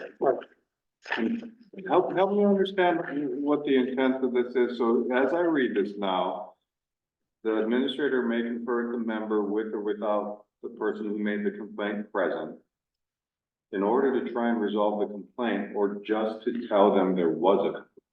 So that you would just call them in and say, hey, there was a complaint. Want to let you know a complaint's been filed, and here's what's going to happen moving forward. And then it would advance to a level 2. Correct. Or it could stay in the level 1 And be resolved. and be resolved, but it was But trying to address that. I think we're open to language around this, but I think what we got was, it's not necessarily fair that a member see kids being interviewed, for example, and they're left out of the loop and don't know what's going on. So this idea that in an informal or a level 1, that could be to say, hey, this is what's happening, kids are being pulled out, there's been a complaint against you, we're taking care of it, or we're processing it. Yeah. But it may not be appropriate to ask the member, there's been a complaint, did you physically assault a student, without a formal, I don't know, it's kind of trying to address that gray area. Maybe on paid administrators. That'd be Right, sorry, not hitting children. But my concern is that simply knowing of the presence of a complaint doesn't get to the nature or the material of the stuff. They're going to get that once that level 2 process kicks in. Once what? The level 2 kicks in, that's where they get that level of specificity. Really what we're trying to get at here is what I was saying, this is a narrow band of complaints where it's something somewhat serious, but not serious enough that the person's on paid admin leave. We were wanting to go right to level 2 with those. And what we heard was largely an objection, but then the person never even gets to hear that there was a complaint and they start seeing things happen. So, for example, employee to employee harassment does not always land somebody on paid administrative leave. But it's almost always something that we will investigate. And so that'd be an example of the type of complaint where we don't automatically skip to level 2 because they're not on paid admin leave. But we may not be resolving it informally because we have an obligation under policy to investigate it. So, it just to recognize that level 1 conversation was not always necessarily a problem-solving conversation. Maybe it may be alerting somebody in a less formalistic manner that a complaint's been made before they start seeing things. That was the intent of that. So again, just from my head, you're informing them that there's a complaint. You view that as now, with that language, completing the informal process, and you are going to the formal. Yeah, and I don't think it's all that different from what's currently there. I mean, right now it says, well, I'm supposed to try and resolve this informally. But if I'm an administrator and it's the complaint that I'm talking about and Mark, hey, I need to talk to you about something that's happening. We're not coming to a resolution during that conversation. It won't be possible because we'll have to investigate. So it's just a reflection of some things are gonna move to level 2. But again, I don't view it as being all that different from what currently happens. There still has to be a meeting with the employee. It still has to be prior to the formal investigatory phase happening. Would you tell them the nature of the complaint at this meeting? To some degree, I'm sure. Although the specificity really kicks in at that next level when, you have to, where's that? Yeah, yes, I got you. Name of member, date, teacher. Yeah, so honestly, trying to be responsive to the idea that doesn't feel good that there's a complaint out there and I'm watching people be interviewed, hearing rumors about it, and I didn't even know what was going on. So that's the piece of it we were trying to respond to. Okay. Thank you. Good. Let's see where we. Understand. Right. Those are the ones that we had. And we also, we looked at 20 and 3, and had a couple of, but we don't have any to present, but we just have to make questions.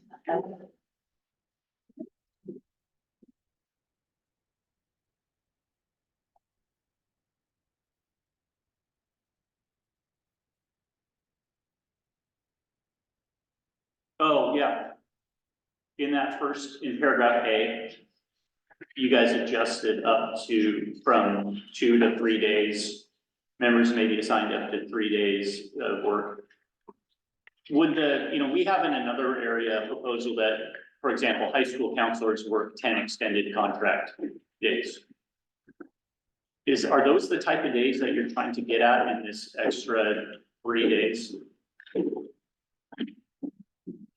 What we're trying to get at, it's like what Tracy set out earlier, which was if there's training in the program, new curriculum, those sorts of things. I'm trying to remember back upon the 10 days for counselors.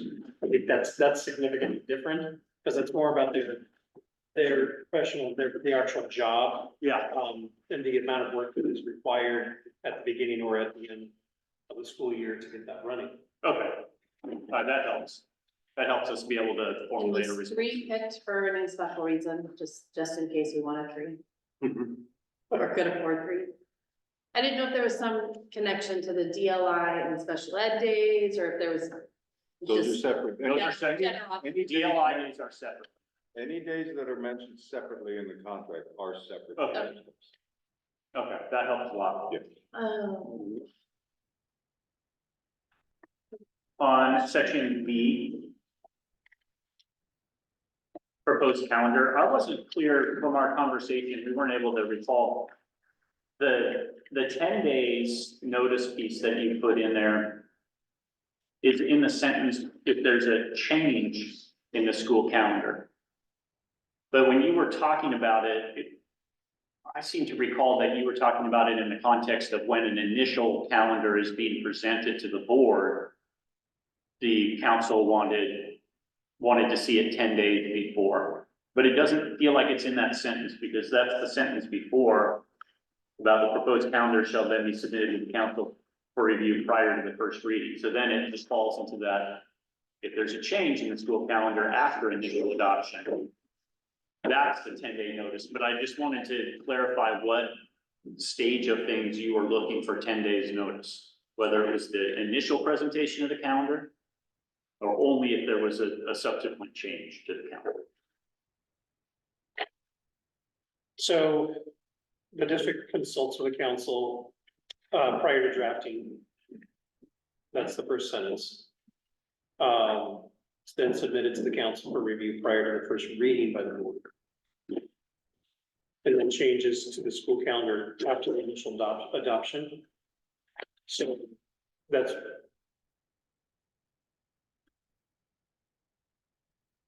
When it's being submitted for prior to the adoption by the board, if there's changes that have been made to it, we just want to be notified 10 days prior to that happening. Yeah, I just wanted to make sure what your intent was, so because there's no timeline, still under your proposal, there's no number of days in advance that have to be provided when it's just the initial calendar being submitted.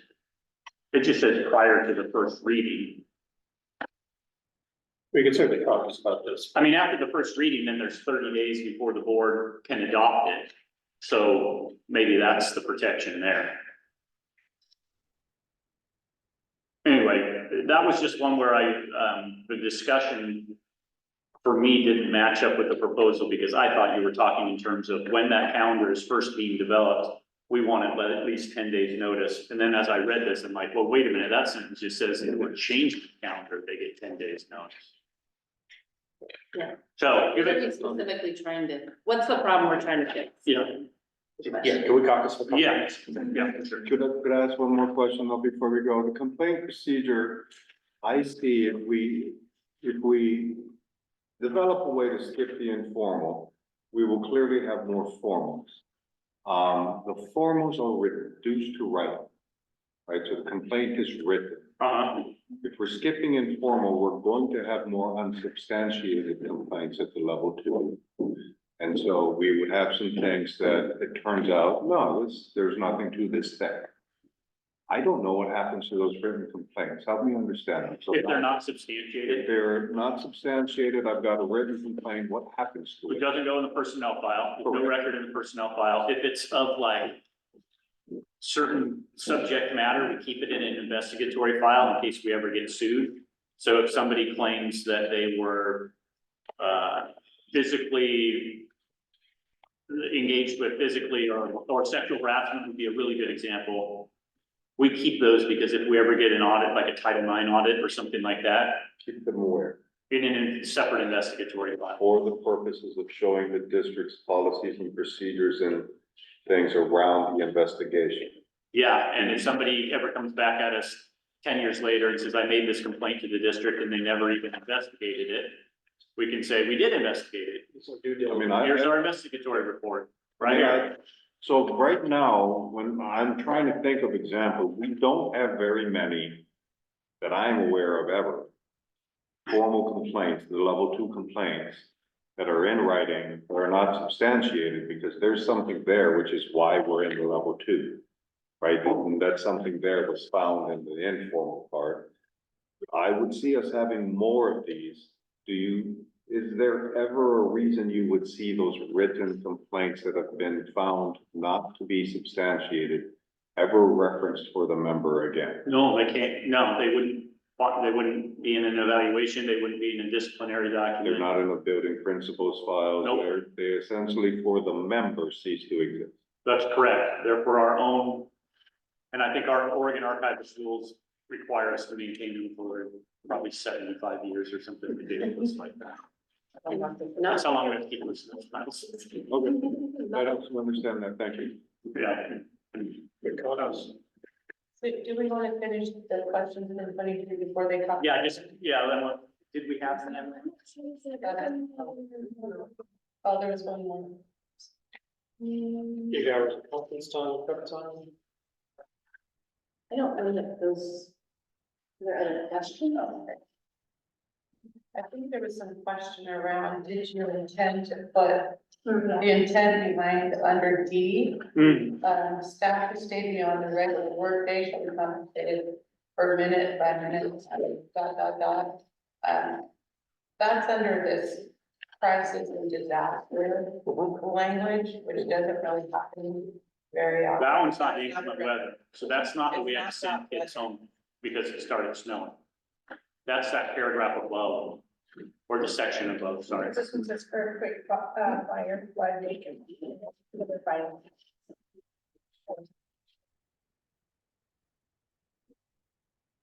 And the paragraph above is specific to inclement weather.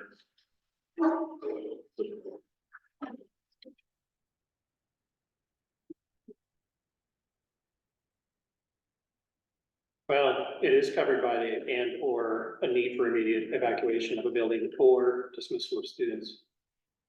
I guess what we were looking at is if you look up in the preceding, We mean it for both is the short answer. okay, well then I think because it's contemplated up in C, right? C says something about if we have to send kids home early, then the principal gets to decide how many people have to stay until kids can be out, and paraphrase it, right? So, we were starting to, felt like the examples were more along the lines of like, snow closure type of thing, and it didn't seem like it. Seemed like section C, not section D. Got it. If you are talking about those times where it's like a snow closure type of a thing, when you said, compensated, who would stay beyond their regular workday, we wondered like, because section C says you're dismissed when students are dismissed. Now that might be at noon. Right. So are you then compensated for minute or all of the time after students are dismissed? Or are you not compensated for time until you hit what would have been the end of your workday, which is, 3:30, let's say, or 4, and then compensation kicks in? So that's where we started stumbling on that. Like, when do they think the extra compensation kicks in? Is it in section C when it says they'll be dismissed? Or is it at the end of the regular workday, which I would interpret to mean posted end of the contract day? So that'd be another clarifying question to you. So I think we'll caucus about B and then also CD. Okay, cool, thank you. And I think some is hard stop at 4. I do. So that's a good minute. I'll know my. Yes. If it turns out that you guys are still up in the air on that, I mean, you could also send an email to Angela, given it just that those answers will help us prepare a counter at some point to Yeah, 20. definitely. Yes. Perfect, and then you'll. Yeah, exactly. Planning on working on for next time. Yes. I didn't write it down. I did, for next week. You ready to write it down? Yep. Article 1, recognition. Article 13, sick leave. And 14, paid leave. These are the ones you guys are bringing. Yeah. And if we can, the ones that were picked back to us today, we'll take a look at those. Yeah. I'll email if that's. Tracy, could we get this again, please? Say that again. Which- 1, 13, 14. Okay.